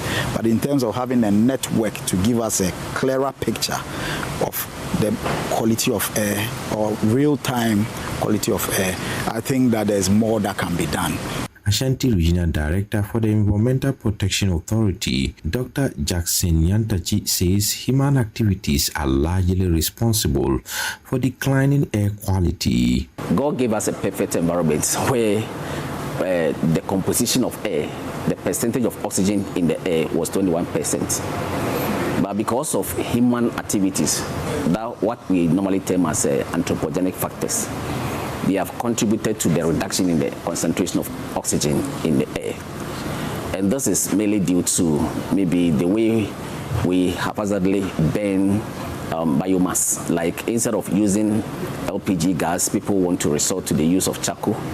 And by so doing, they are also clearing the vegetal cover on the surface.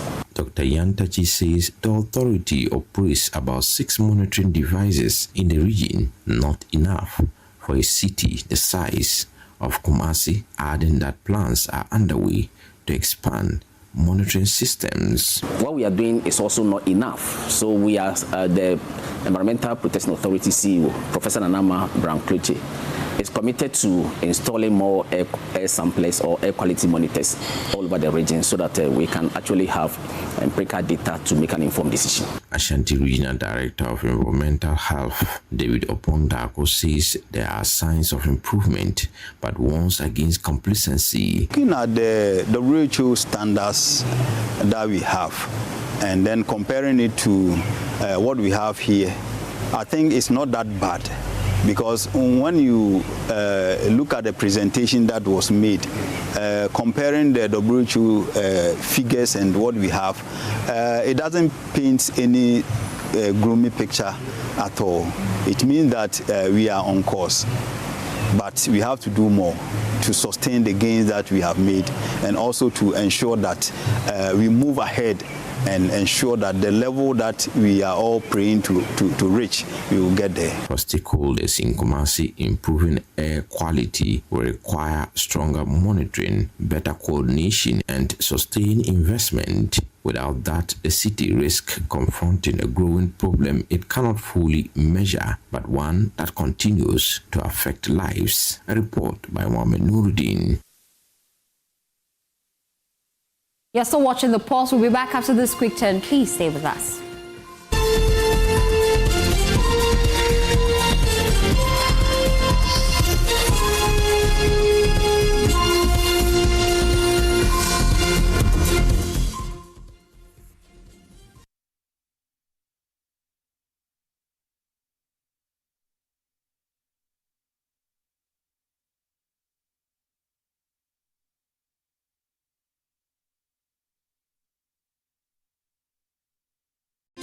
Another week is here on the greatest of all time show. My name is Giovanni Clip, and tonight we're bringing you talent. Contestant number 1, let's bring Baby Car. Let's bring. You didn't for you. Cut. Oh, there is a leakage. Where's the plumber? For quality and durability, insist on Syntex pipes. If you want quality, this be where you belong. Strong, tough, and reliable. Your perfect match to your trusted Syntex pipe. Syntex pipe, it dey carry water, no wahala. Syntex pipe, it dey make water dey flow. Syntex, and you're strong, and you're tough. Hello, my name is Pamela from Customer Service. Please revalidate your account by texting your Ghana card number to 0500,000 247. Hey, Abili, wabadim. Madam, give me the numbers behind your ATM card. I'm calling from the head office. An email was delivered across to our customers this morning. Confirm if this is your bank account 100,100,100. Thanks for sending your bank card details. Send the OTP now to avoid cancellation. EcoBank will never call, email, send an SMS asking for your PIN, OTP, bank card, or Ghana card details. Don't get played. EcoBank, the Pan-African Bank. Hello, please, I'm calling from Customer Experience Center. As 2030 approaches, it is time to assess and celebrate the SDG achievements of women. He-for-she champions and organizations in Africa and the diaspora. Women in Sustainability Africa, WISA, in partnership with the UN Global Compact, the Ministry of Gender, Children and Social Protection Ghana, the Office of the Minister of State for Climate Change and Sustainability Ghana, University of Ghana Department of Economics and EIB Network presents the second Women in Sustainability Africa WISA Festival under the theme Empowering Women for the Economic Sustainability of Africa. Date Friday 1st May 2026. Time 8 a.m. to 5 p.m. Venue City Conference Center, University of Ghana, Legon. This is a call to support and amplify the effort of women, he-for-she champions, women groups, NGOs, corporate institutions, and civil society organizations leading gender and SDG efforts across Africa and the diaspora. Special guest of honor, Honorable Agnes Namomolate, Minister for Gender, Children and Social Protection Ghana. Guest of honor, Honorable Isifu Seidu, Minister of States for Climate Change and Sustainability Ghana. Convener Nana Yasewa Sapon, Founder and President, Women in Sustainability Africa. Special guest, Professor Priscilla Chumesi Bafo, Associate Professor, University of Ghana, Department of Economics. Tolulope Louis Tamoka and Dr. Mrs. Gifty Ezekiel. Special guest, Bishop E.O. Ansa, General Overseer, Eternal Life Church. Special guest, Nilgun Zaimoglu, President, Women's Development Association, Kajiga, Turkey. Ambassador Dr. Mercy Gilbert, Ajwa Ajaychun, Dr. Charity Binka. Guest speakers, Juliet Ibrahim, Madam Charity Akotia, Lydia Abe, Pearl Poku, Yaira Agbufa, Queen Mothers Association of Ghana. Performances, look out for sustainable fashion performance by Revival.org and the ladies from Kantamanto Upcyclers Association. Music performance by Lali and Lola and comedy performance by Jacinta. Sponsors, APSA, Nestle, Beaver Drinks, Saks by Boundary Road, GH Media School, Shape Healthcare, Media Partners, Nigeria, Zambia, Kenya, Uganda, Ghana. Register for free at www.womeninsustainabilityafrica.org for more information. WhatsApp or call 0202 733 1444.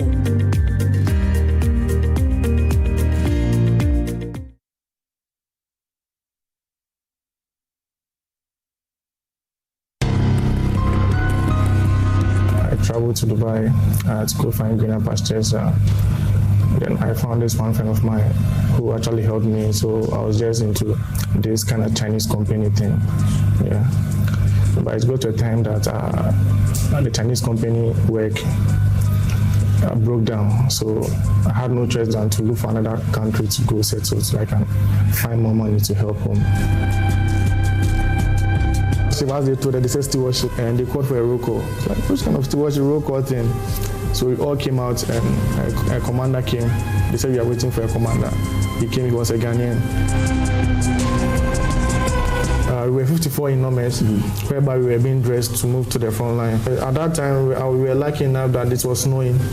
So the snow actually helped us a little. Yeah, you can choose snow with a mix of sand. With the 1st battalion, you have to be fit before you get there. And with that, you are dodging drone, you are dodging landmines, you are dodging long distance missiles, you are dodging bullets, you are dodging grenades. Hey, so you knew you were going to die then?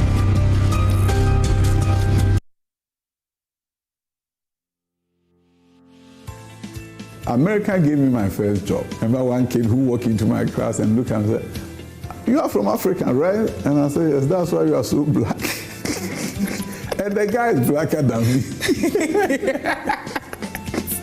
I was in the process of finishing the test school when Nanado came to America, and after he saw who I was, asking me if I was willing to come back to Ghana to help him change the education system. Our transition system as a government is probably one of the poorest in the world. This disaster that happened, we may have thousands of students whose life has come to an end. We used to pay the teachers to teach extra classes to prepare the students. This government discontinued paying the teachers. Are there any regrets, anything you wish you could have done better? Actually, I have no regrets.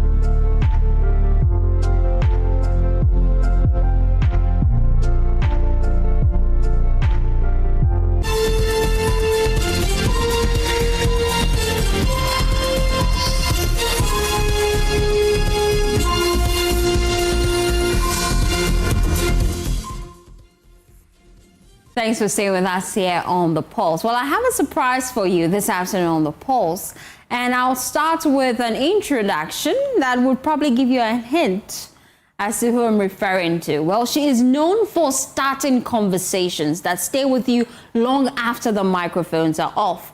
Carefully crafted introductions that inspire, they challenge most people, and sometimes stir the conscience. For years, she has sat on this seat, yes, I mean as a host, asking questions and guiding the narrative on Ghana's oldest and most respected shows. But today, the script flips. Today, she becomes my guest, yes, on the Joy News channel. She's a woman whose voice has echoed across Ghana's media landscape for decades. A woman I have followed. She's a broadcaster, a storyteller, an author whose words has found their way through even the deepest of hearts. And even before I began my own journey in this industry, her name, or Heniri Gifty Anti, echoed through the space. Today, we turn the spotlight on her latest work. She is publishing her 9th and 10th book. The ninth book is The Red Lipstick, and of course, letters from Mama.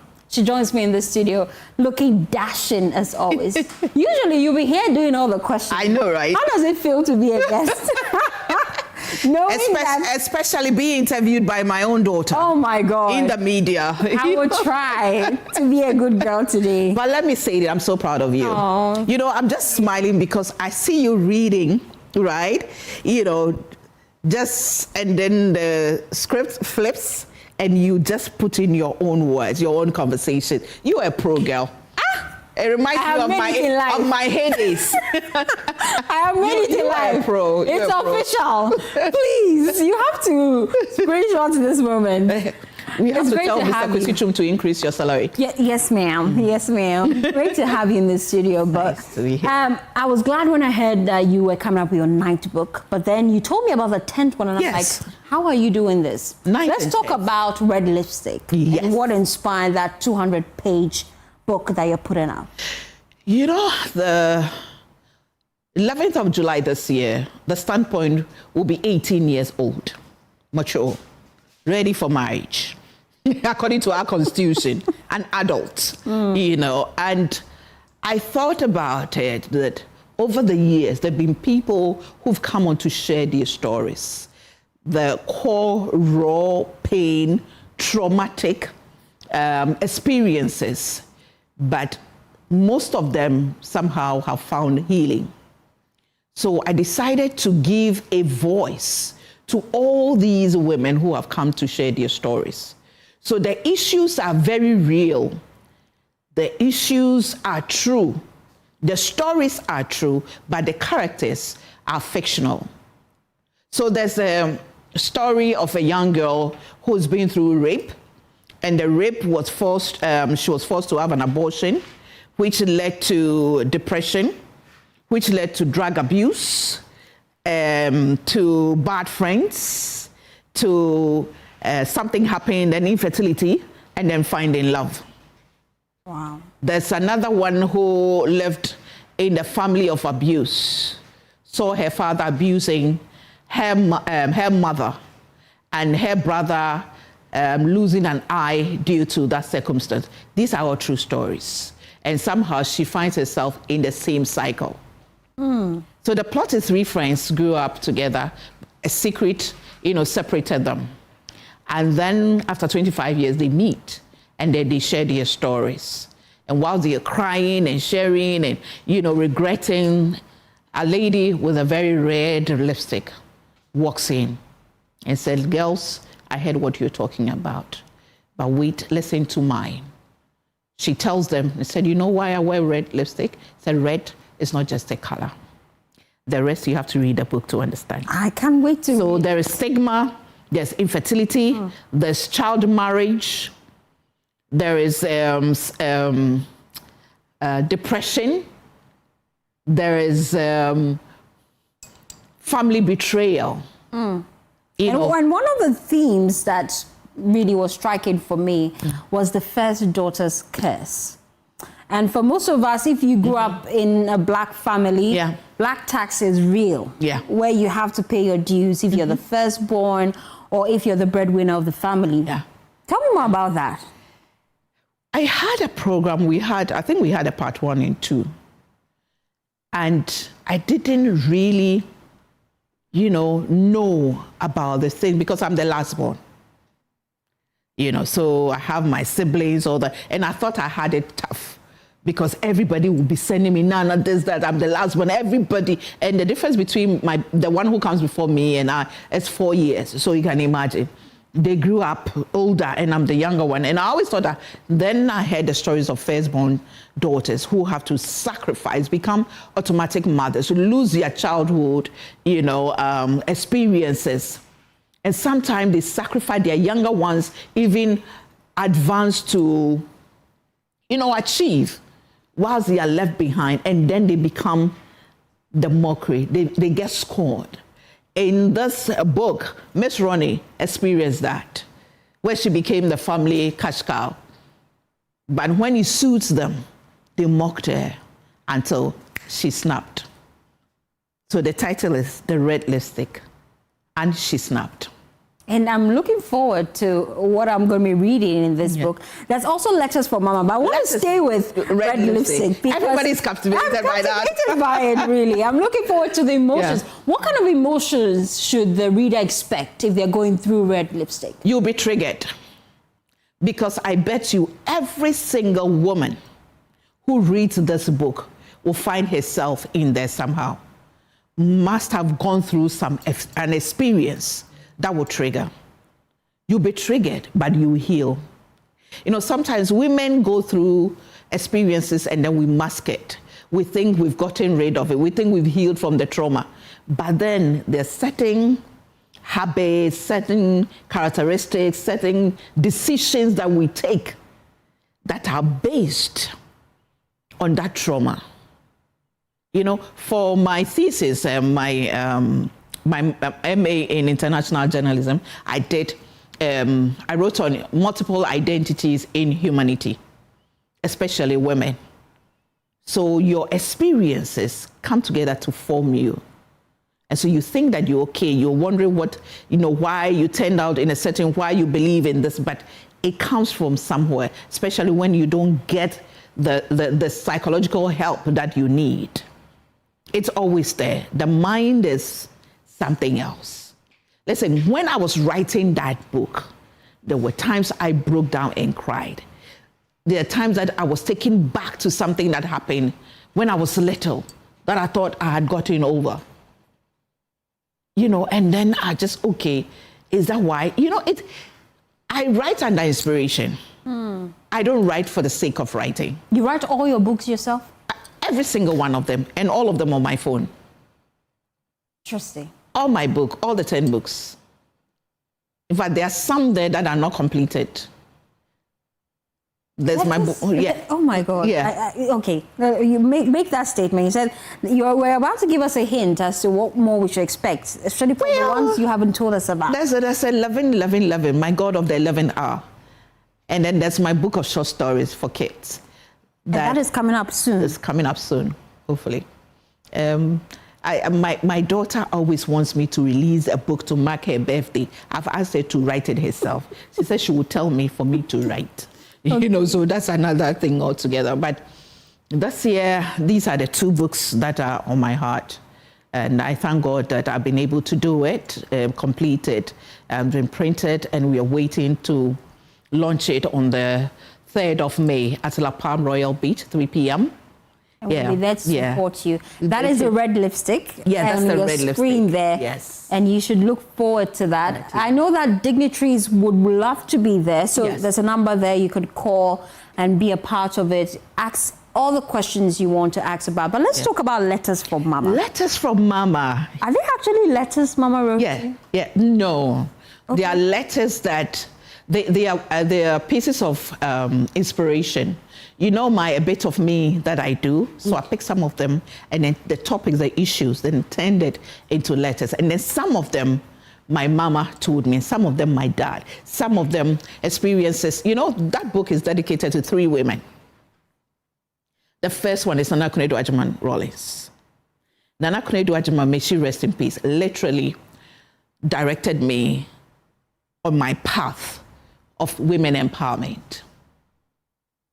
And one of the letters in the book, I write, tomorrow may be too late.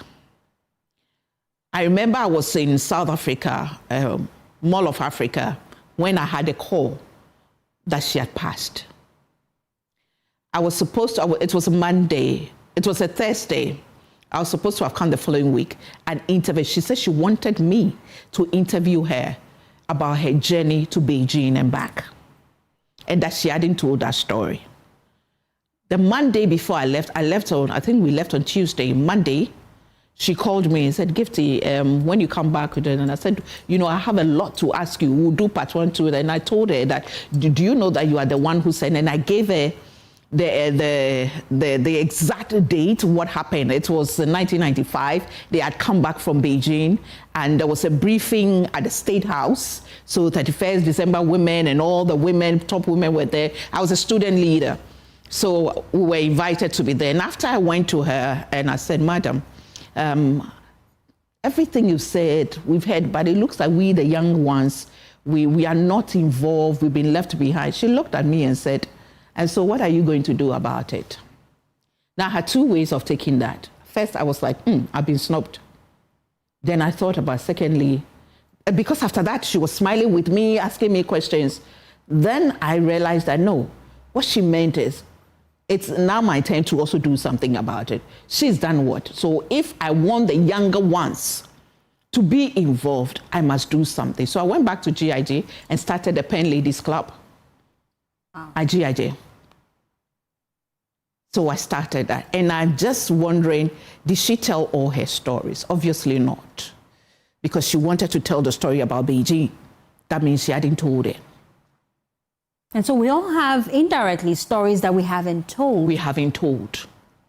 And you need to tell those stories. It doesn't have to be writing. But basically, the book is to encourage mothers to have conversations, because we are the channel of history. We pass on from the womb to breastfeeding, to the cradle, to raising these kids, to spending time with them. What do we pass on? What kind of information? What do they know about us? Why do we tell them not to do the things that, they do?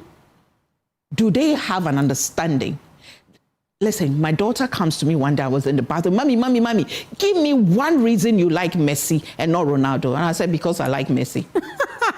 He said, but why? Give me a reason. I said, no. Because I like. And she was going on, no, you have to give me. I said, I don't have to give you a reason. The thing is, I don't even know much about Messi.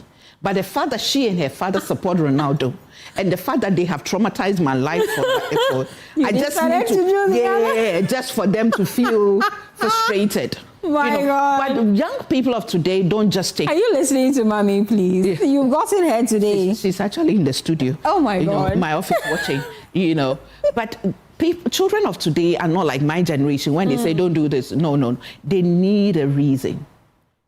So even with a red lipstick, the last sentence is that she didn't break. She broke the cycle. Do I want my daughter to go through what I've been through? No. So I need to share my story, my journey, for my daughter to see, understand my mistakes, my failures, and why it happened, so that she can avoid them. You've been around for decades, really. You've been there, you've done that. In fact, at this point, you're a legend. In our space, the media space, do you think we support ourselves enough as women? No. And it's been like that for a very long time. This is something that has gone on for a long time. And I've had women in my life who have literally held my hand and I've been the shoulder. Listen, I'm a presenter today. I boast of, being a TV presenter, being on TV first time, 1997, 13th of February, because of one woman called Madame Beatrice Edu, who is celebrating her birthday today, her 80th birthday today, interestingly. Wow. And for as long as I live and tell my story, that woman's story will be in my story. And that's what we need to understand. Mentorship, holding people's hand, being there for people, letting people understand our journeys. There are lots of young people who've come to me. I want to go to the media. I want to be in the media. I want to start this. I will help, because it's not competition. We all have our areas of interest. What you do, I can't do. What I do, you may not have that energy to do it, but we complement each other. Telling you I'm proud of you. I just like the way you do things. It doesn't take anything away. It doesn't mean that I'm less of, no, I don't want to use the word expert, but I'm less of the woman that I've become or becoming. But we need to be there. There's too much. We are allowing society, I won't say men, society, made up of both men and women, to tear us apart. There's always pushing you to become. Don't you see this person? You have to be better. You too, you can do it. No, I can't do what that person does. I want to do what I want to do, what I'm good at, what I'm comfortable with. That's what I have to do. And that's the only way you can shine. Is there still hope? Can we still change this? Oh, there is hope. There is hope. I see a lot of young people in the media, trying to network, trying to, be there for each other. I don't know if it's really genuine or not, but at least there's the effort being made. Because women in them, it's tough. I mean, it's still tough in your time. My time, it was really tough. The name calling, the rumors and all sorts of things thrown. And how can you defend? You can't really defend yourself. But you get to a certain state that you don't. When I was coming out, my guys were like, are you going with a scarf? I said, yes. Because I'm just coming from a program where I dressed as a queen mother. I'm a queen mother now. You are. So, but if I decide that I'm going to take off my scarf before I'm going to do makeup, it's going to take my time. So I said, listen, every mistake is a new style. The next time you may see somebody doing this, they think, oh, I want to do, what Gifty Anti did, but they don't know that it was pressure that pushed me to be here. But we need to be there to understand, to collaborate, to support each other. Because it's tough to be a woman in the media. First of all, they look at you, and then the first thing, your face, how you look like, your figure, what you wear, not so much. It will take time for them to really get to what you carry, what you know, what is in your brain, your intelligence. But it's not like that. A guy can just wear anything and walk in there. I'm a journalist and all that, and, cool. They are good to go. But you as a lady, they're just sizing you up. Are you sure from which media house? Okay. But it takes time. It gets to a point. I've gotten to a point where, by the grace of God, my brand is established, the name is established. So even if I wear something and that is not really, and it's taken as, Gifty Anti's way of, I have one of my books called The Black Chalwati. The story of Black Chalwati was by accident. One day, motherhood, they say motherhood is madness. Is it now? It is madness. Trust me, it is absolute madness. So I was rushing to drop my daughter off at school. I was running late. I had a meeting in the office. So I dropped her off. I got to the office and I realized that I was wearing Chalwati, a black Chalwati. And the dress I was wearing, I had turned it inside out. I had dropped her, had chats with some of the parents. I'm sure they saw me and they were looking at it, but maybe they thought that is the style. How do you even deal with social media? Trolls in this day and age? Letters from Mama, there's a letter about social media bullying. We may look like we are cool with it, we are dealing with it, but it takes a toll on you. It's not everyone who can deal with it like we deal with it. Look, quite recently, was it last week? There was a story going around, a clip that I had said young women should not pray before they marry. So I saw like, these things have been going on for a long time. So I decided, listen. And somehow it happens anytime I have something major coming up. So I said, this time I'm not going to let it slide. So I called my lawyer. My lawyer wrote to them. And then they said they had internal investigation. And the person who posted it said, he saw it somewhere. There's a video but in the video, I was saying that the mistake I made was that I didn't pray enough. And I don't want young girls to do the same thing. How does that turn out to be that? I see. So they've issued a retraction apology letter. That one is not trending. The first one is what that attracts insults and all that. That one is still trending. Tell them how they can meet you for this book. Okay, so this Sunday, 3 p.m., La Palm Royal Beach Hotel. There's going to be awesome. We're going to be discussions. There's going to be, it's going to be fun. Call 0543-618182. 0543-618182 and register. It's free. You are not going to pay any money, but so that I can be there to receive you, give you a hug. You know I'm a hugger. Yes. He'll give you a hug and smile. So please register so we know you are coming and we cater for you, okay? And your final words? My final words is, listen, it doesn't matter what you've been through. It doesn't matter what has been thrown at you. It doesn't matter your past. What is more important is your decision now to chart a new path. What matters is what you intend to do tomorrow. That is what matters. And don't be afraid to tell your own story. Don't be afraid to lift your head high because of what people will say. You matter, you are worthy, you are beautiful. In letters from Mama, I write letters to my sons as well. And one of them that stands out is, son, do not abuse and do not take abuse, because your life matters too. And you also deserve to live, because I've had one son who's done the unthinkable, taking his own life because of marriage that didn't go well. Wow.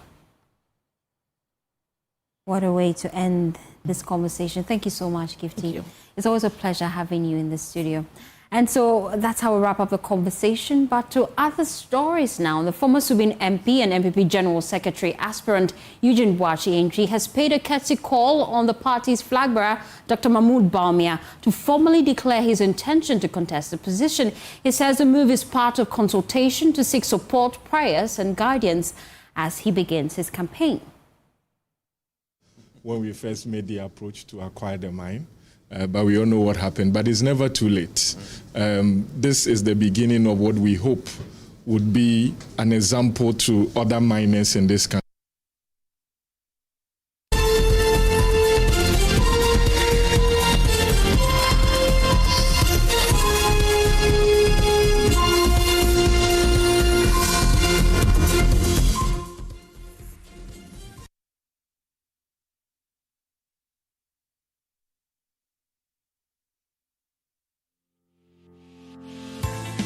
America gave me my first job. Remember one kid who walked into my class and looked and said, "You are from Africa, right?" And I said, "Yes, that's why you are so black." And the guy is blacker than me. I was in the process of finishing the test school when Nana-Addo came to America, and after he saw who I was, asking me if I was willing to come back to Ghana to help him change the education system. Our transition system as a government is probably one of the poorest in the world. This disaster that happened, we may have thousands of students whose life has come to an end. We used to pay the teachers to teach extra classes to prepare the students. This government discontinued paying the teachers. Are there any regrets, anything you wish you could have done better? Actually, I have no regrets.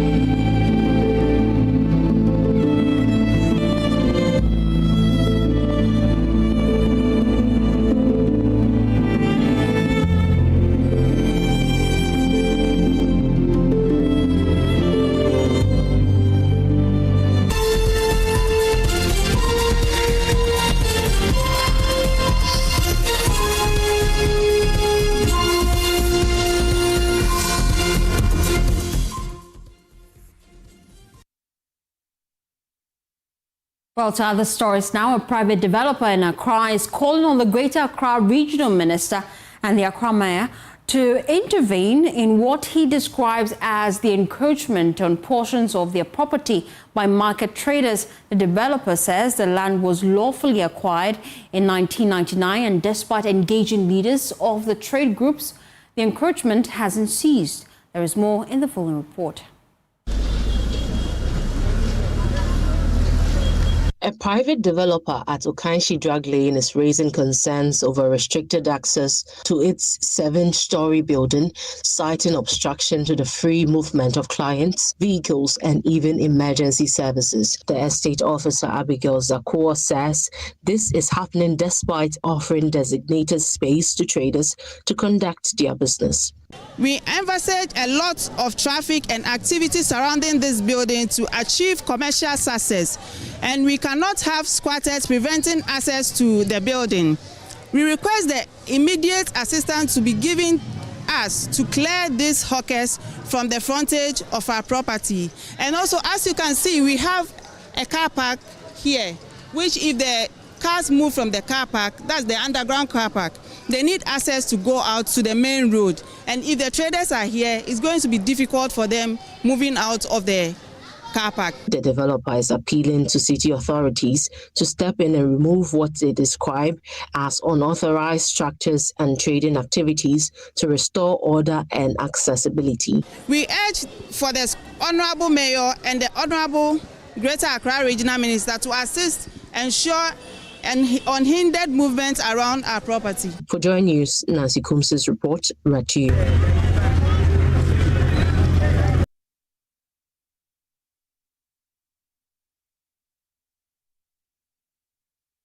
Well, it's time for me to go. Thank you so much for your time and your company here on The Pulse. For more news, please log on to myjoyonline.com.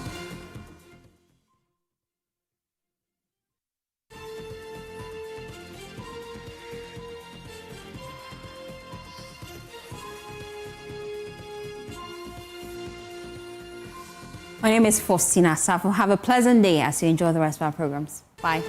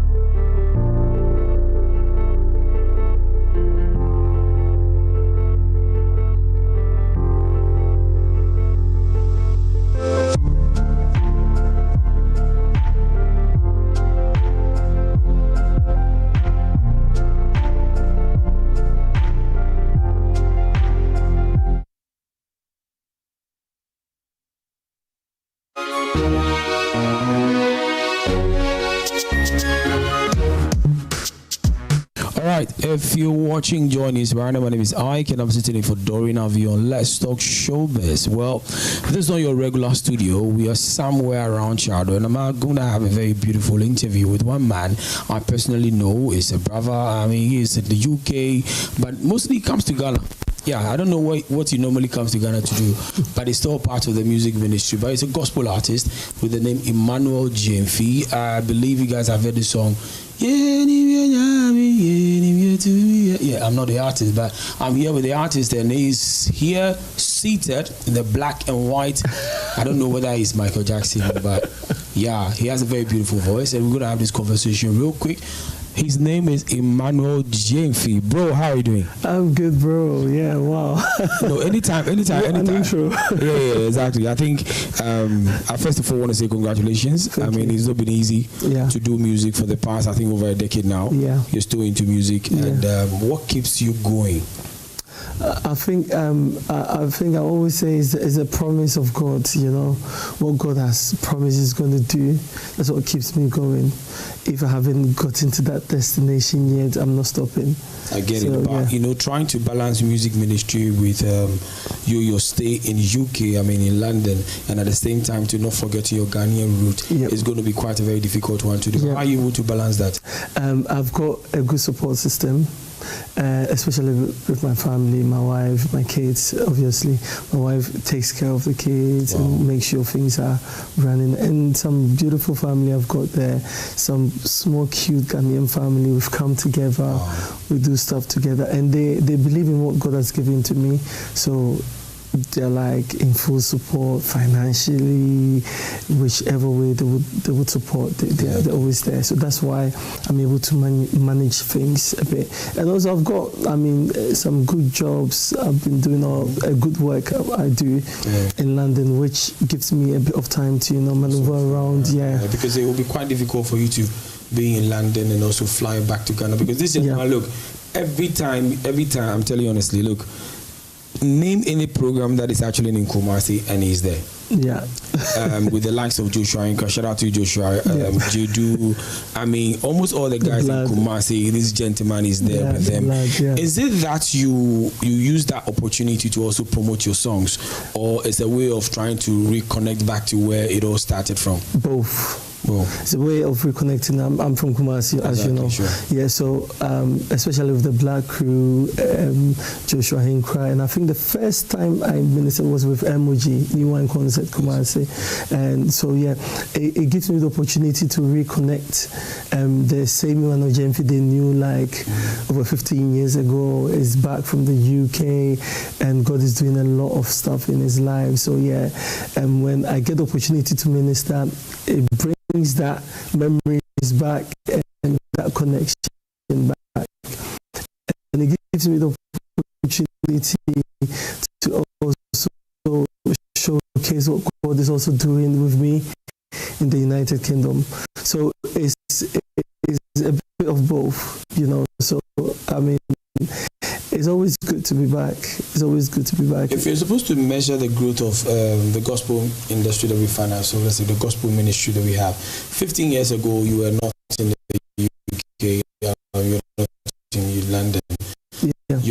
You're back after that, and you're still in the UK with your family.